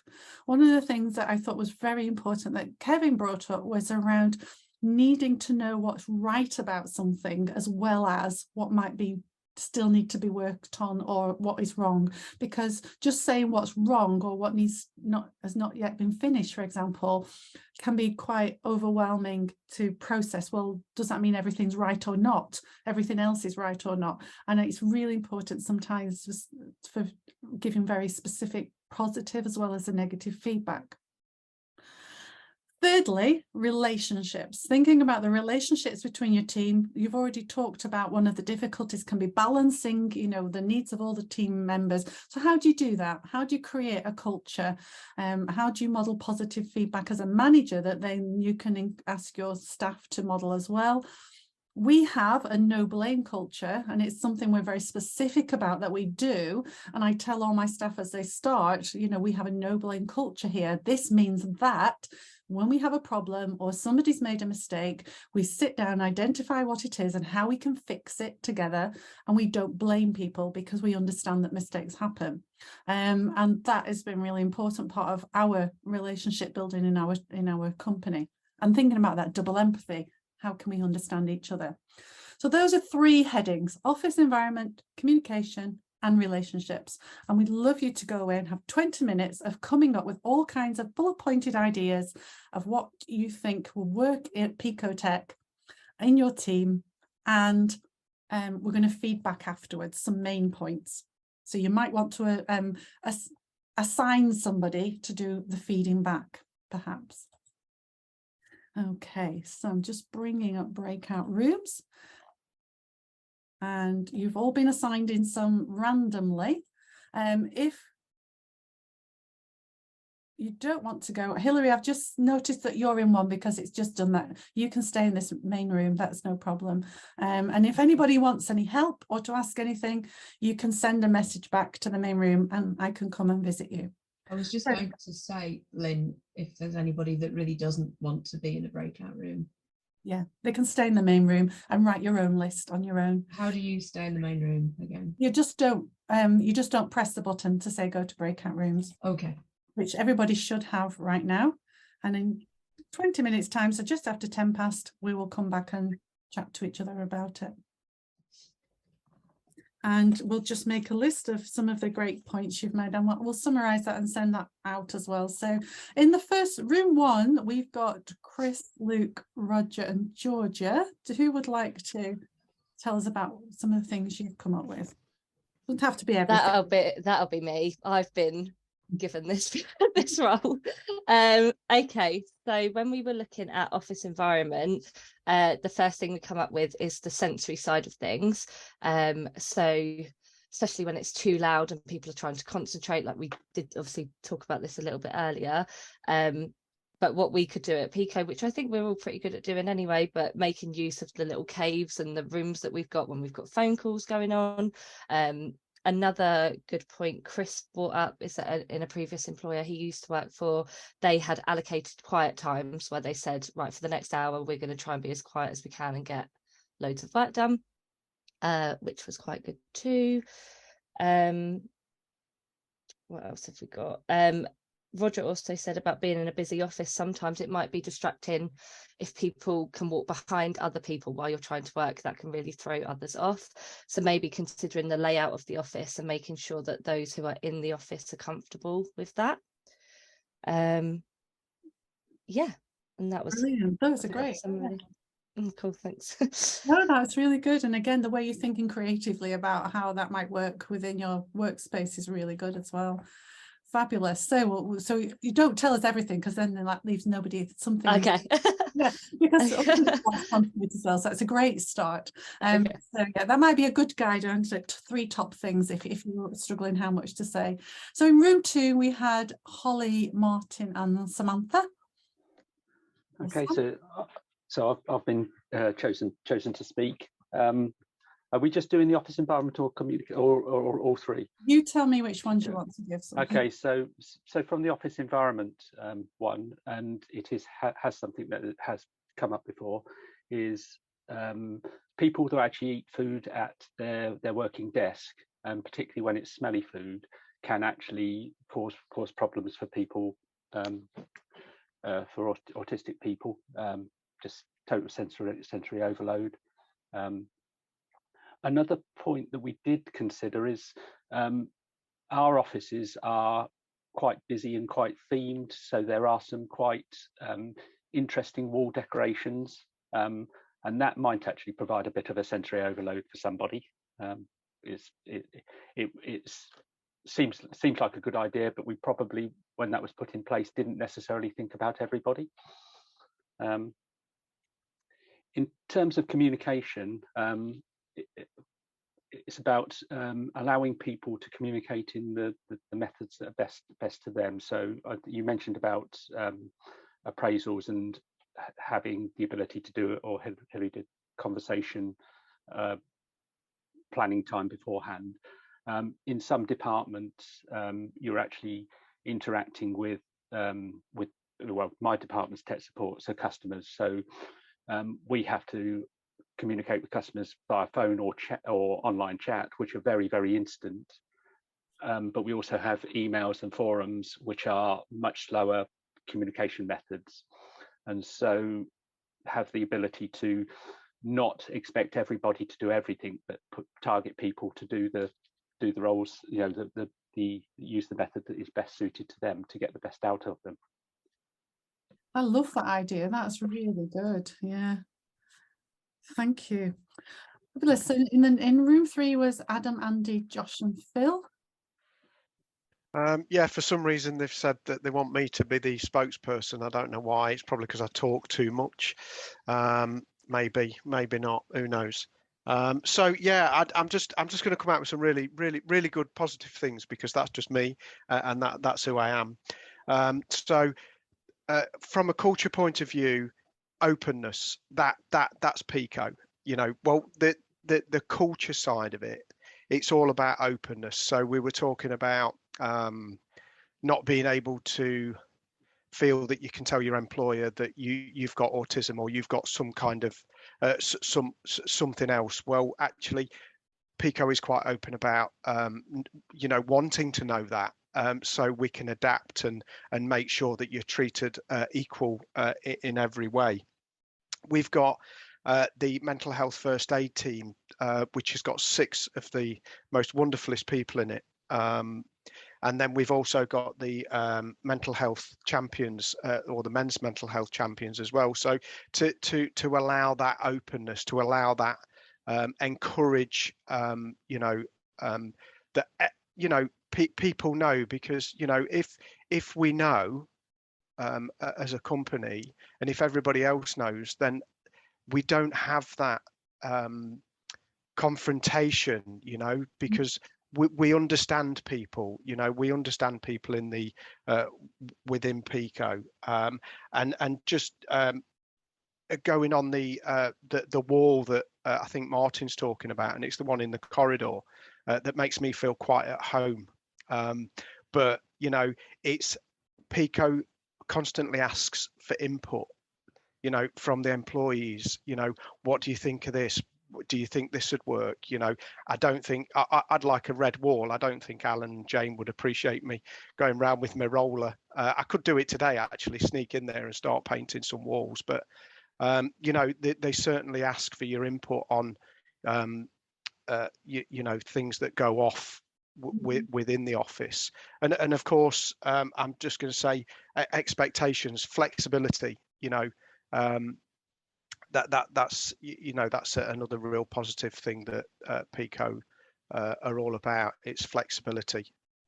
That's really, it's good to have a good summary, isn't it? And it's thinking, isn't it, that most autistic people I know, they are really happy with balance, that actually understanding other people that have different needs is okay as well. So like you say, a picture on a wall, asking if it's a really big problem, then yes, take it down. But if it's like, I don't particularly like it, but it's tolerable, we can have more tolerance if we feel more supported. And that window of tolerance is really important, isn't it? That's great. Thank you. Okay, so in room 4 was Ian, Jane, Monica, Stephen, Ian. That was a big group. I'm not sure who we agreed, because I first of all said I'm not speaking, but I tend to take over because I'm a control freak. Sorry. So I'll just say about that we thought that making your own workspace personalizable, I can't even say the word. You know what I'm trying to say, was very important. Most people at Pico have a desk space.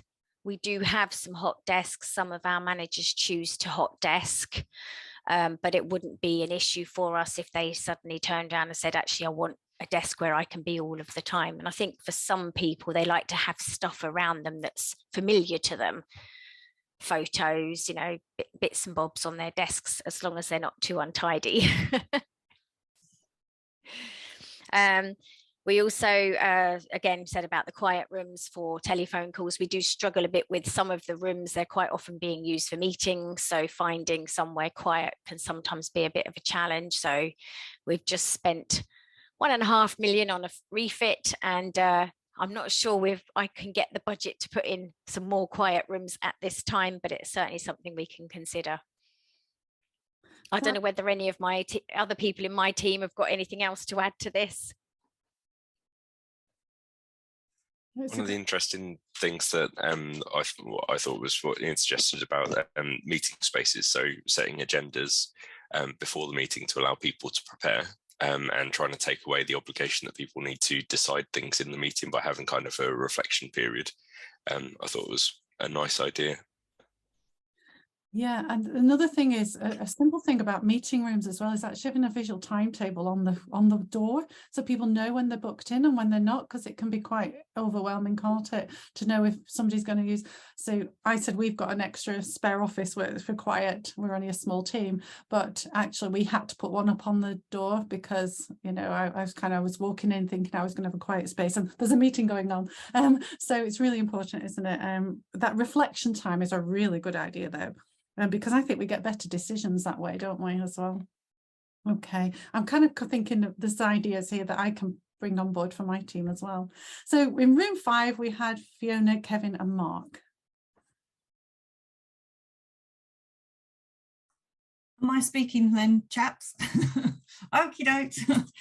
I think a lot of what has already been said is what we've come up with. One of the things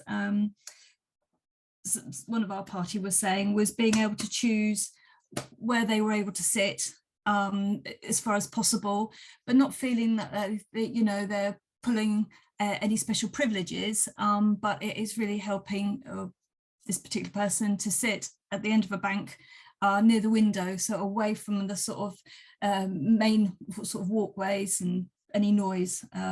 Also the ability to wear headphones as and when, and not feel uncomfortable about doing so, because that can give that you know, any of us a bit of quiet time.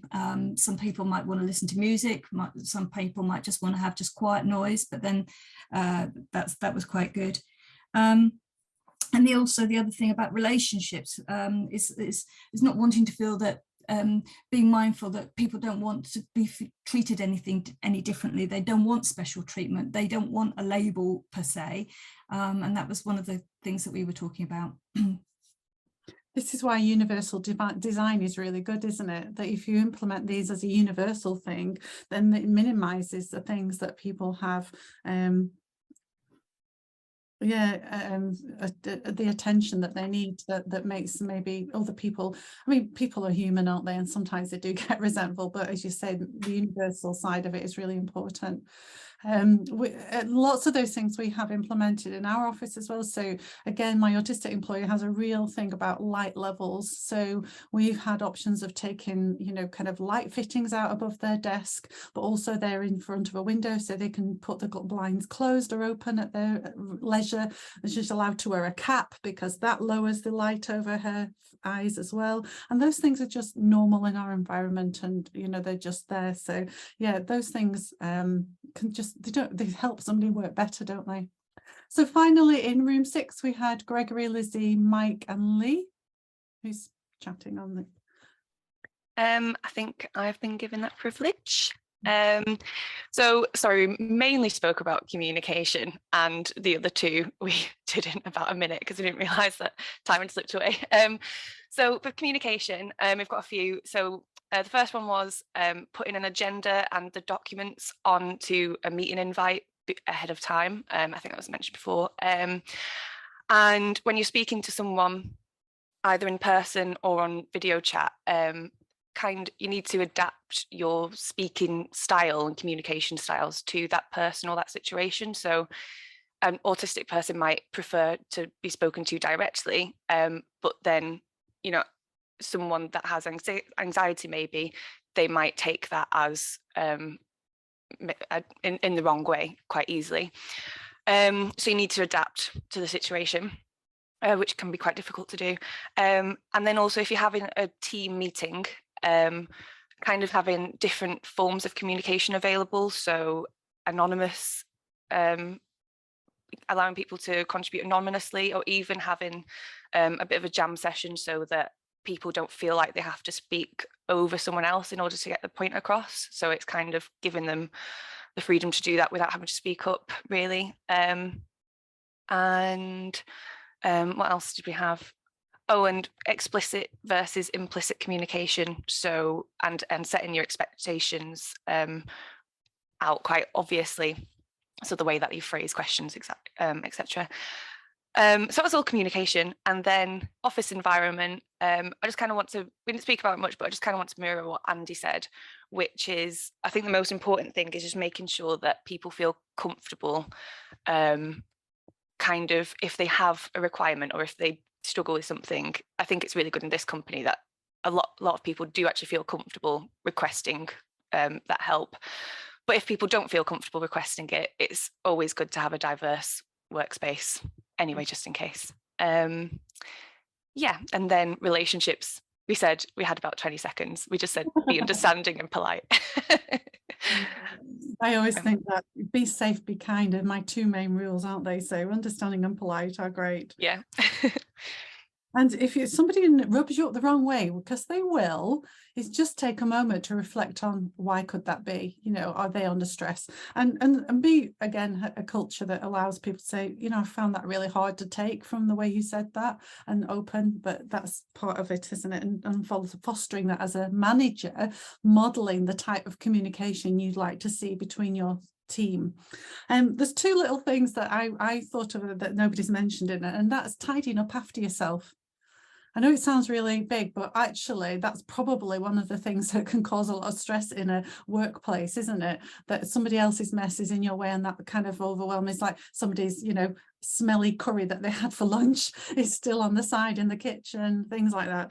But generally the space in the place. So having ADHD, one of the things, I do have a very, very busy mind. So walking into my office space and there's bits all over the place, I'm totally distracted by, oh my gosh, there's that pile there, there's that pile there. So we have a big policy of like, look, make sure that all of us, and I'm as bad as everybody, but let's all try and make sure as we can keep the place and the environment as tidy as possible.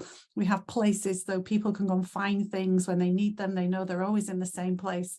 And it sounds a little thing and maybe an obvious thing, but it isn't always, because we do put things down and walk off and do all those kind of things as well. So yeah, there's loads of, I've got a lovely list here, and I am going to kind of type that up and send it with things at the end as well.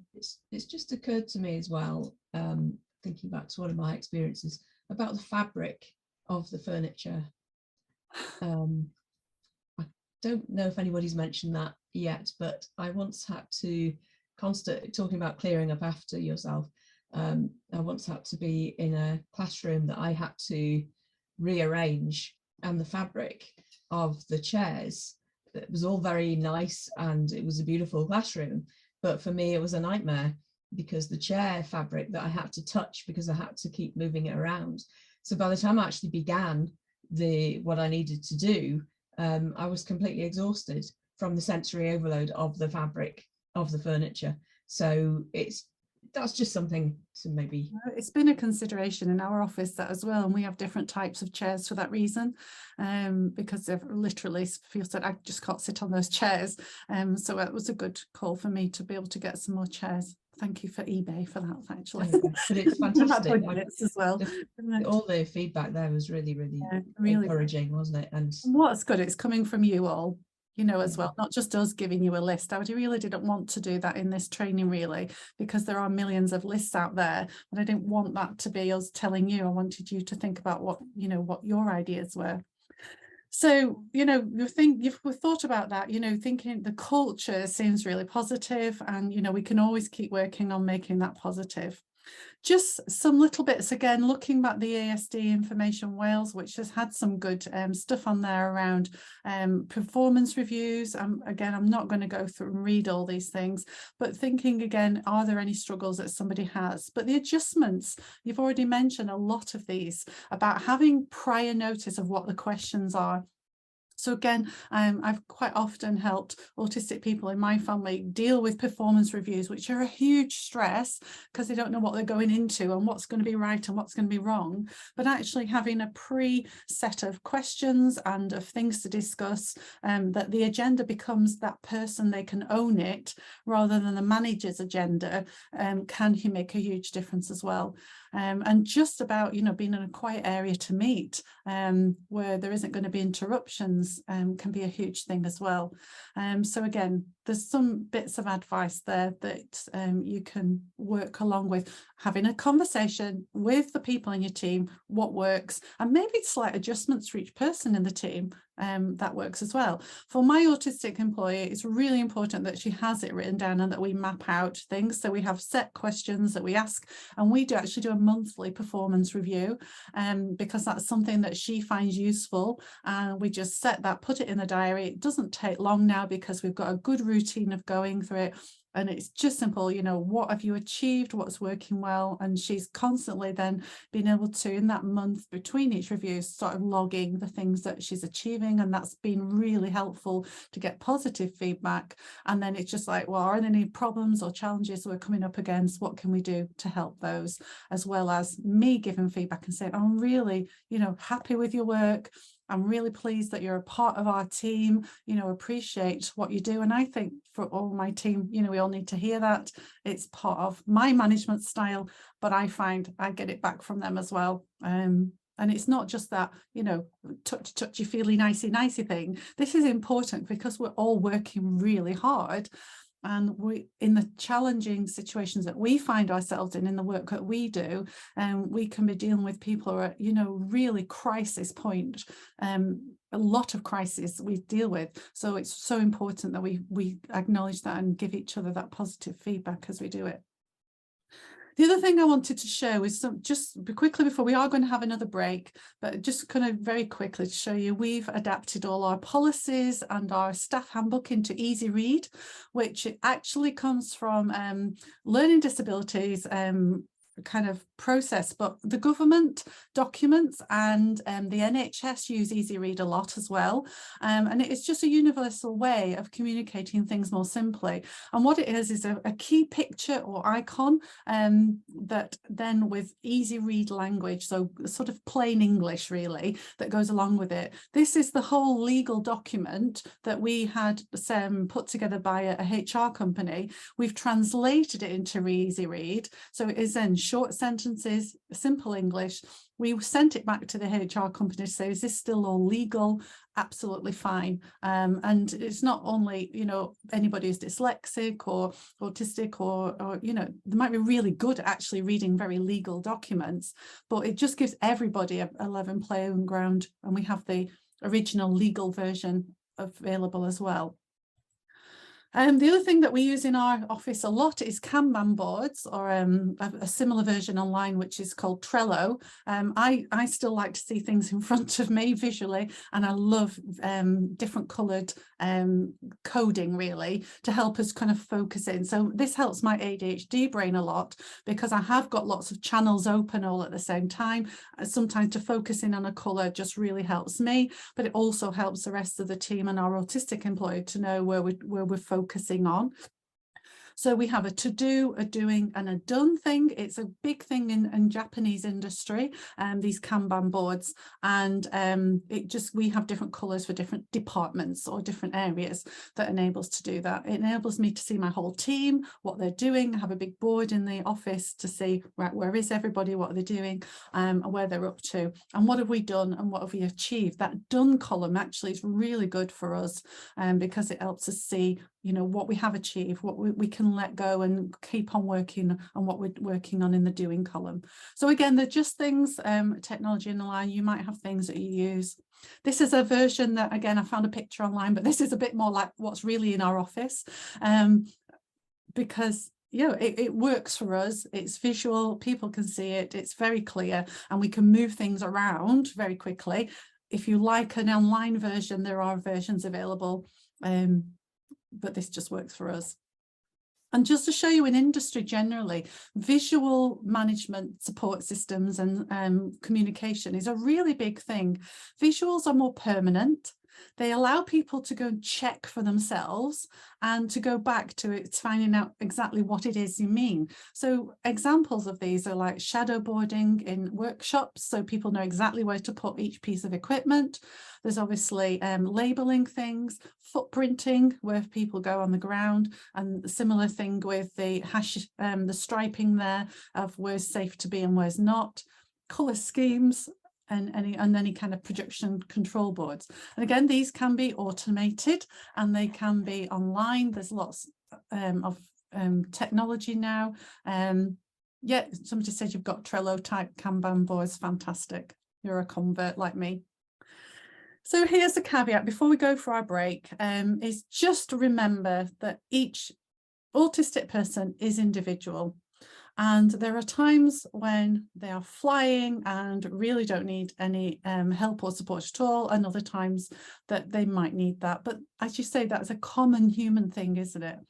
But the best thing we can do is ask them what they need and what they see the barriers are for them, but also understanding they may not always have the answers. But you know, they might know that something's difficult for them, but they don't know what adaptations they need because they haven't had experience of that or know what's available. So you're going to have to work together on that. And it really does start by understanding, and understanding starts with listening. So we're going to have another break. Again, it's just come up to 25. Lynn, Yeah. Lynn, sorry, Jane Percy has asked where you can get hold of the copies of the Easy Read documents. That one that we've done, you can't because it's ours. However, we can send you some easy read guidelines, and if you want to chat about it a bit more, just get in touch and we can talk through. Is there like an easy read? Is that a national thing, or yeah, there is an easy read use? guidelines. Yeah. So there is, yeah, brilliant. Okay. That's what we use to go through that. So we can send you that, no problem. No, people are just coming back, but what I've put in the chat box is the guide to easy read. Interestingly, I've just looked at a few of them, and I looked at the government one, which isn't in easy read. They've got a guide to easy read, but they haven't put it in easy read, which is quite funny, but typical. One of the things that I often find helpful is people going for medical procedures, or that the NHS has a lot of easy read documents if you search for them, for people worried about medical procedures, for example, or even going to the dentist.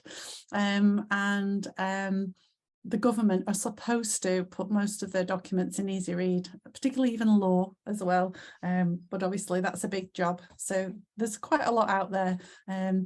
And, you know, don't be put off the fact that it's talking about people with learning disabilities. To be honest, it's one of those universal things that actually can help people from lots of different reasons as well. I think when I now have to read government documents, which I do a lot, I always go and find the easy read version first before I go into the detail. Gives me a good summary. Okay, right, are we on 11:45? There you go.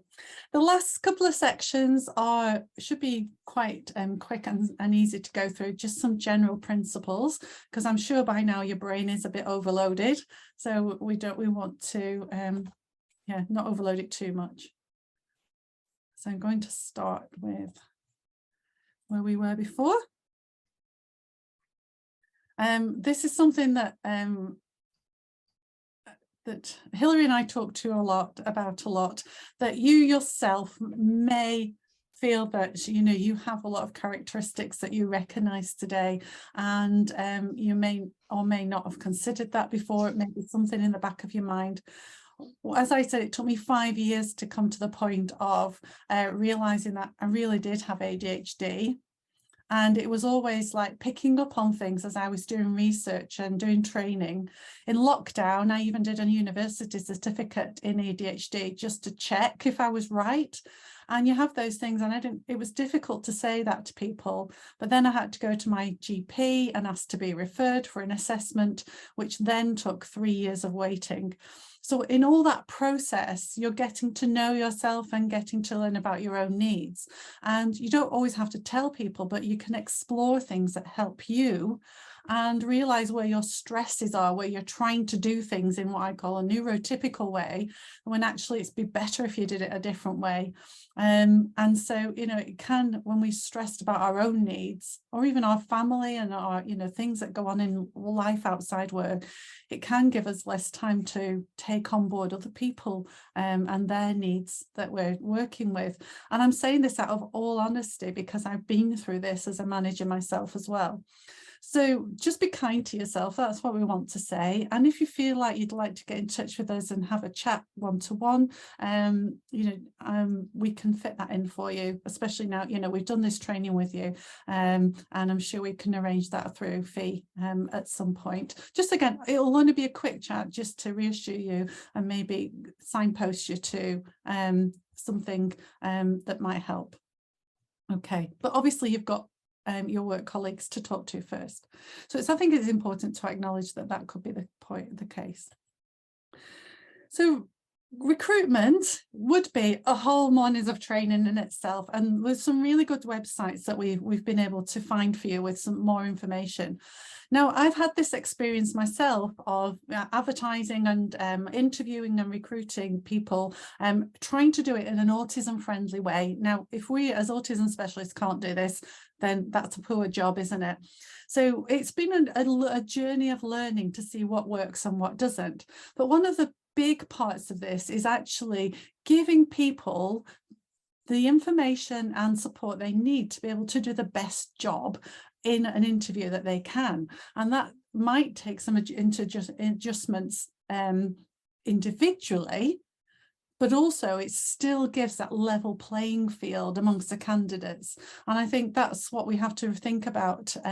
Accessibility doesn't mean that we treat everybody the same. Actually, treating everybody the same can be more discrimination. So some of the feedback that we've had from autistic adults is that interview processes are not very neurodivergent, accessible or friendly. They tend to assume a lot of people. They tend to judge people on perhaps say their their facial expressions or their body language, which for autistic people, as you say, can have that resting face that's not really communicating anything, or how they're really feeling or what they really think, to not being sure about the social conventions. Do I shake somebody's hand? Oh my gosh, that really sends a sensory dislike around my body, and that I really don't like. And it's things like that that we might not think about, that we often assume people know through the process of going for a job interview. So again, if you're in the recruitment side of things, there's some really good websites that can help you look at how can you minimize some of these barriers. Disclosing the diagnosis, especially if you don't know the company that you're applying for, is a risk, and it's open to judgments and discrimination and assumptions that might not be true for that person. There is also that undiagnosed population that may have had mental health difficulties because and anxiety because their needs haven't been met, or they don't understand themselves, and that can go against, might seem to go against them. They found that people don't know about access to work. So again, it seems as well. For example, I was supporting a man who wanted to apply for a job with an admin company recently, and the advertisement said that they needed a driving license. So, well, I can't apply for that, I haven't got a driving license. But when I spoke to the people at the company, they said, well, they only need a driving license to come to meetings at the main office. Most of the time they're working from home. Well, why don't you say that? Because actually you can get a lift to the office from, friends or family very easily, or even get a taxi, but you're making it sound as like you can't get this job unless you've got a driving license. So being very specific in your wording is really important.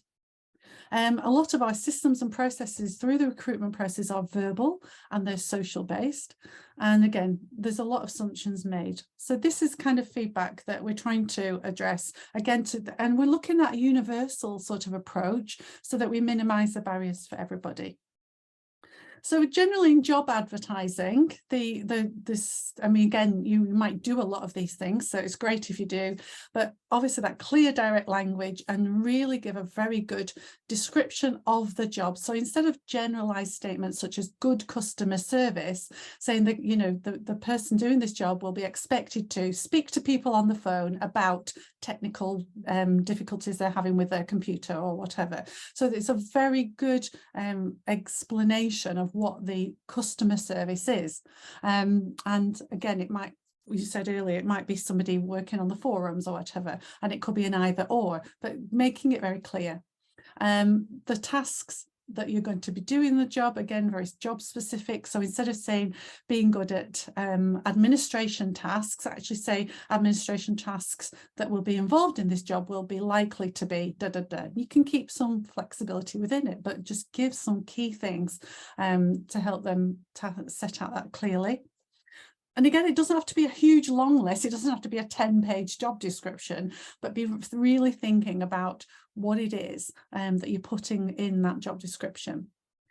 And explaining the recruitment process in easy steps. We assume people will know, this will happen and that will happen, but to set out clearly, this is going to happen, this is when it's going to happen, this is the kind of, if you don't get through this part, this is what will happen. And often, just that simple thing of sending someone an email to say, I'm really sorry you haven't got through this stage, is so important. I would say to everybody, but again, there's been a trend within recruitment to ignore everybody who doesn't get through the first stage because they'll just know they haven't got through. That can be hugely, causing a lot of stress for lots of people, but particularly autistic people that have spoken to us about this. And it's also good to think about a photograph, some visuals of the workplace, or a link to a web page where you can see some of this. I've had a good look at your web page, and I thought, I wonder if I could work out what the work environment is like by looking at your web page. So I've had a bit of a search, and I went into some videos that you had, and on some of those videos I could see workplace behind it, like what the desks were like, what were the office like. Took a bit of searching. So in your job advertising, it might be, if you have got those links, to put those specifically so people can check out what a good, what is the place like, and how, how many people are going to be in an office, that kind of thing. And again, chunking information under clear headings is, again, something that seems so obvious, but it's very helpful to do. And, consider, even making those color coded for some in some instances. Obviously, if we're printing off black and white things, that's not as easy. But all those things are good practice, and people think, oh, they seem, a little bit patronizing. Or anything, but actually, again, it's about that universal approach, and there's some good design out there that makes it look very professional, and once you have your template, you can use it for different jobs. So again, job interviews, remember that autistic people can also be very good at masking, and they may not be showing during that. They may have really rehearsed a script, they could have really kind of worked very hard on how they present themselves, but again, the pressure and stress of keeping that up might mean that they don't really show the best of what they've got to offer. It's about looking at what people can do and not taking any of these things that are on the list above there, that they dislike shaking hands, against them. And if they don't disclose, it can be difficult, but just being aware of what am I judging this person on as we go through that. So some adjustments that can really be helpful are things like giving questions beforehand, giving them time to think. I always have sent an idea of what's going to be asked about. So I've given specific areas actually in my interview questions. I've said, well, we're going to be asking you about this, this and that. I would like you to come with some examples of when you have, and given examples of that. And here's a picture of our office. These are the pictures of people who are going to be interviewing you. And this is the space that we're going to be doing the interview in. And here's a list of directions to where we are, where you can park, and so on. And that information has been sent out to everybody, whether they're autistic or not. And we've sought feedback on that from our candidates going from interview, and every single one of them have said that took so much pressure away from them about, how am I going to get there and what's it going to be like when I get there, that actually could really focus in on the actual job description and the interview questions and come and give their best. And actually, I feel that I've been able to get the best out of doing interviews through that. So if you want to know more, I've put a little bit about my employment story on our website, but employmentautism.org UK and robokind.com, talking about interview processes.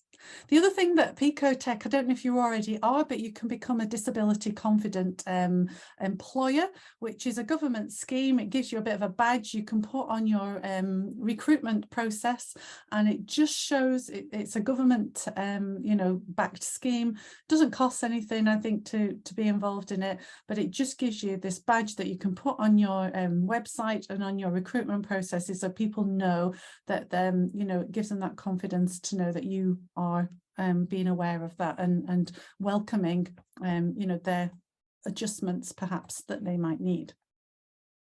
You become a mindful employer as well. Yeah, so go for it.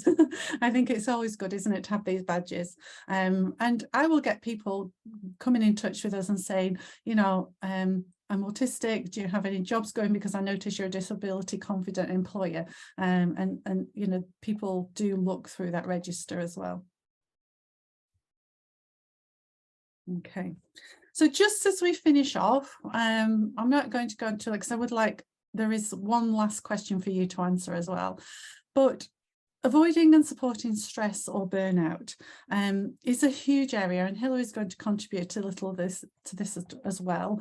We can't always, you're a mental health, focused and supportive community and business, and that is really good. But there are some key things that might really, be relevant to autistic people. So I'm going to give over to Hilary now. Thanks, Lynn. I think one of the things that I've experienced a great deal of, possibly especially before I was diagnosed, but since also, is these kinds of, is the intensity of the wanting to let the floor swallow me up, the intense feelings of being stupid or inadequate, and that real intense feeling of not being heard because the issue I've raised must be trivial to those who I'm raising it to. And just something to add there to that is the feeling that I'm being absolutely the most selfish person possible, because I'm talking about me, and everybody else has issues that are going on in their lives. And because of that, I think a lot of autistic people cannot advocate for themselves, which happened recently to me, just briefly in a particular situation. And I had somebody who came and advocated for me, and it was a really good lesson in remembering what it feels like. So I've advocated for lots of people, but suddenly to still have that need after all that I know, after everything I've learned about the Equality Act, still in a situation where I was put on the spot, I needed somebody to do that for me. So it runs very deep, the feeling of being different, being inadequate. The uncertainty and changes that don't seem to bother other people, but can be intensely verging on trauma, actually, for an autistic person, especially if there are other things going on and this is the final straw, as it were, in their life. The feeling of rejection and feeling dismissed, and the trivialization that's so easy to do without intending to. And the situation I just referred to was actually with people that are lovely people. So they weren't being horrible to me. It wasn't anything like that. It was ignorance. And then actually that whole situation turned around and they realized, and that was really helpful through the person that was an advocate for me.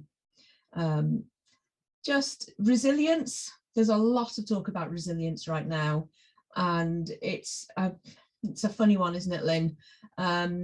There's good and bad about it, but I'm very wary of that term, because really what it seems to be saying is you have to mask. The feeling of intense vulnerability and not being able to filter out certain things, and continuous stress does lead to burnout, and that stress can be caused by trying to accommodate. The difficulty is, and I had a bit of a week like this last week where I was taking on so much emotionally, and I hadn't realized what it was doing to me until about the end of the week. And then suddenly I realized I couldn't function anymore. And so it's really, really helpful to be asked sometimes by other people, how are you doing this week? Are you feeling overwhelmed? And this goes into talking about how it's not always helpful to say to an autistic person, how are you feeling? Because if you said to me right now, how am I feeling? I would say, I'm not sure, actually. Come back to me in a fortnight and I'll tell you how I was feeling a fortnight ago or last year, or, but asking them questions such as, perhaps, how can I best help you through this situation? And would you like some space, or would you like to talk things through? Or would you like just to be able to call on me when you need to in a work situation? That can be really helpful. Even if sometimes you might spot, I have one friend who always knows when I'm not okay before I do. And that has proved to be really useful over time, because I've learned to trust her judgment. Obviously, there's a fine line, because then somebody says, oh, you don't look okay, can make you feel really instantly not okay. So again, it's a fine line, and it's about trust, isn't it? Sometimes neurodiverse people, we can be less tolerant because our window of tolerance is reduced, and that is true of everybody, I think, of neurotypical people again, but it can be a clash of you know, the less tolerant, isn't it? When an autistic person becomes less tolerant, so therefore can often a reaction be set up in another person.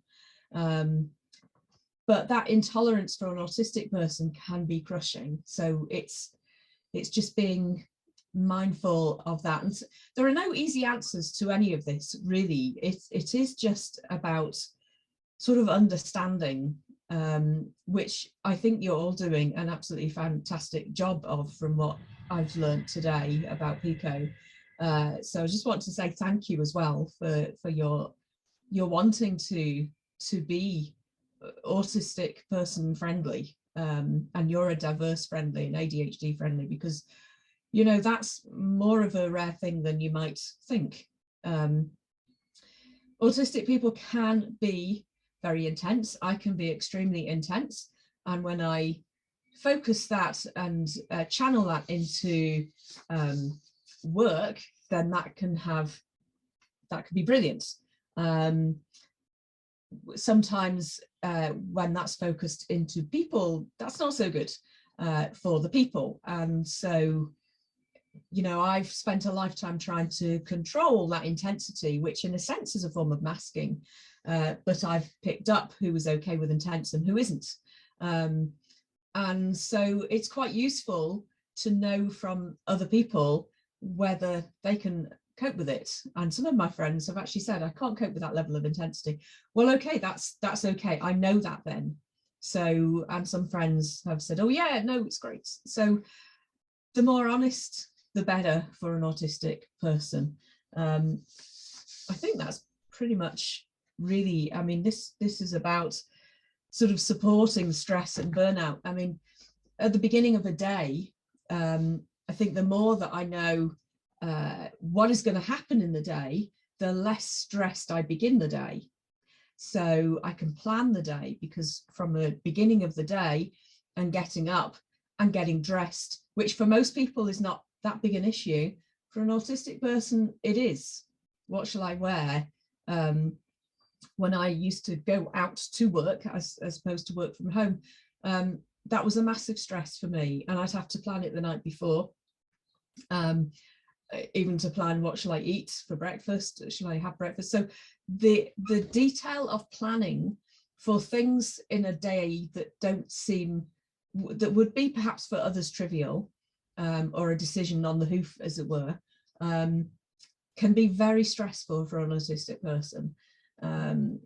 You know, so that's just something to bear in mind, because sometimes if suddenly something happens at work, or somebody's you know, a meeting is suddenly called, that can be a stressful trigger.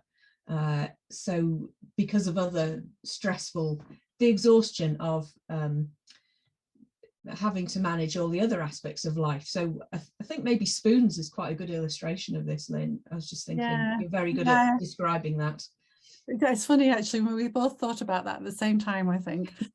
Spoon theory actually is a form of energy accounting. So it comes from actually people with chronic illness, and but people are autistic have adopted this, some of them. And it's basically that you have so many units of energy throughout your day to cope with what the day brings. So if you say 10 spoons, you might have 2 of those are used for, you know, you're getting ready in the morning, and you know, knowing what to wear, how you're going to get there, thinking about the process of the day. Then there might be 3 spoons, you know, to get into your work and really enjoy that. There might be 3 spoons that you need for socializing and coping, and then another 2 with like the sensory overload of the day, and that's your 10 spoons. So anything that comes along that can disrupt that, so there's a change, means that you don't have any more spoons left to cope with what's going to happen. And so it might seem that the autistic people's kind of response to something is disproportionate, but actually they've already used their energy for the day. And it's interesting, I've got another autistic friend who travels all around the country doing training and all sorts of amazing things. She's doing a PhD as well, and can cope with all those things, but only if she's wearing the right outfit for that task. And that becomes really, really important. And any, like, if she forgets something or you know, hasn't got something in the right place, it takes too many spoons away. And I think it's really hard, isn't it? Because the capabilities of people are amazing, but also the challenges can be overwhelming as well. And when things, if we dismiss things, oh, don't worry about that, oh, it's only a menial thing, we're actually minimizing the impact that has on that person and not taking them seriously. So just an acknowledgement is really important, to say things like, all right, okay, I can see that that's having a big effect on you. What can we do to help is really important. But also thinking about emotions, again, the range of ability to understand and express emotions is very connected to the sensory systems. So we often have a very physical reaction to emotions generally. An example is if we're nervous, we might get stomach ache. But for some autistic people, they can't read their emotions immediately. Some don't at all. They find it very confusing. And I've heard autistic people say, you mean people get a physical thing for emotion? On the other hand, people can be intensely affected by the physical because their sensory emotional system is very, very sensitive, and emotions are big and enormous. I found that book, Lynn. Oh, right, yes.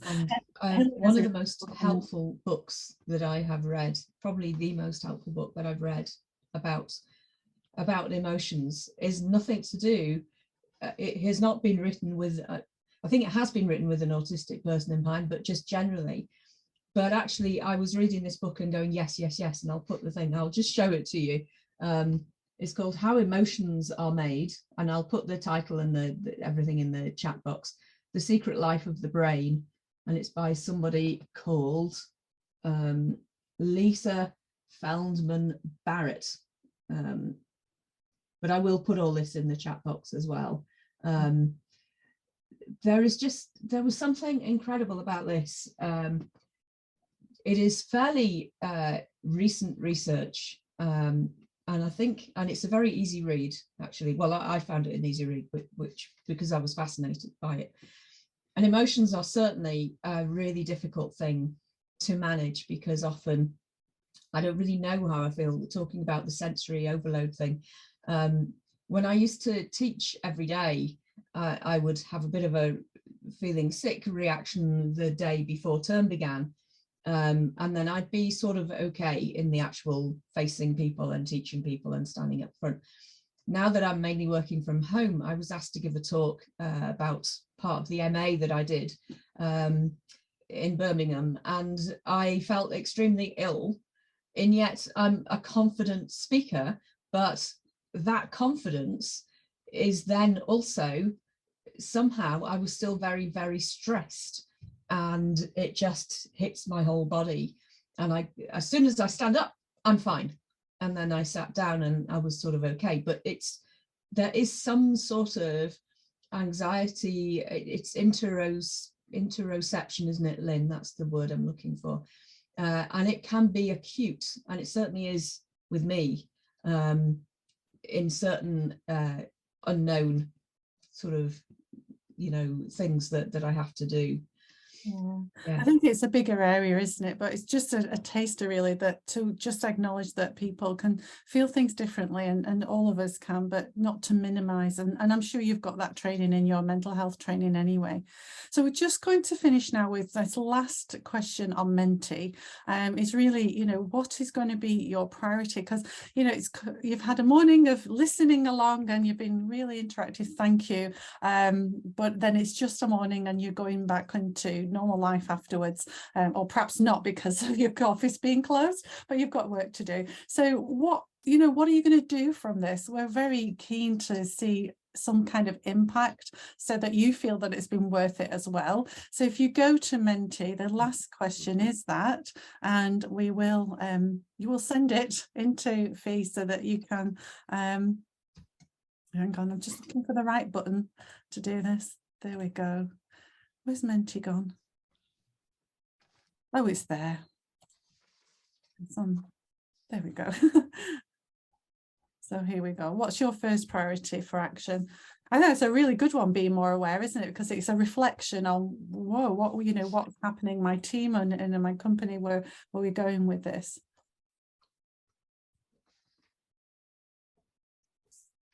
But also, you know, the ideas that you've come up with in these the environment, communication and relationships might be, again, something to maybe assess in your workplace and do something about if that happens.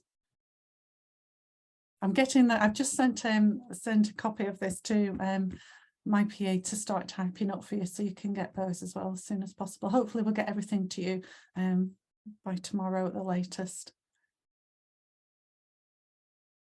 Brilliant.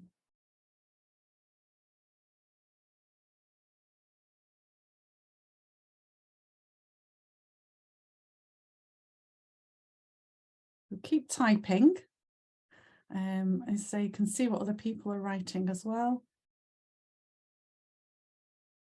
And if you just keep talking about what we've said today, we will be very pleased, because I think, you know, again, we keep reflecting on things is a really good skill to have, isn't it, as a manager? Right. Okay, so just one thing to finish off with is our website. So we've talked about the workplace today. We've really tailored our training to that.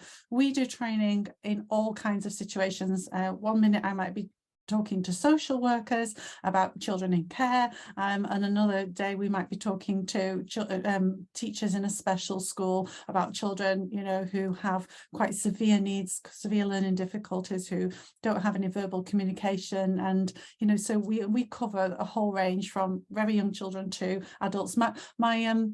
My kind of record at the moment is being asked for support for an 80-year-old man in sheltered accommodation who was autistic. And again, we all start from the same process. What is it like for them?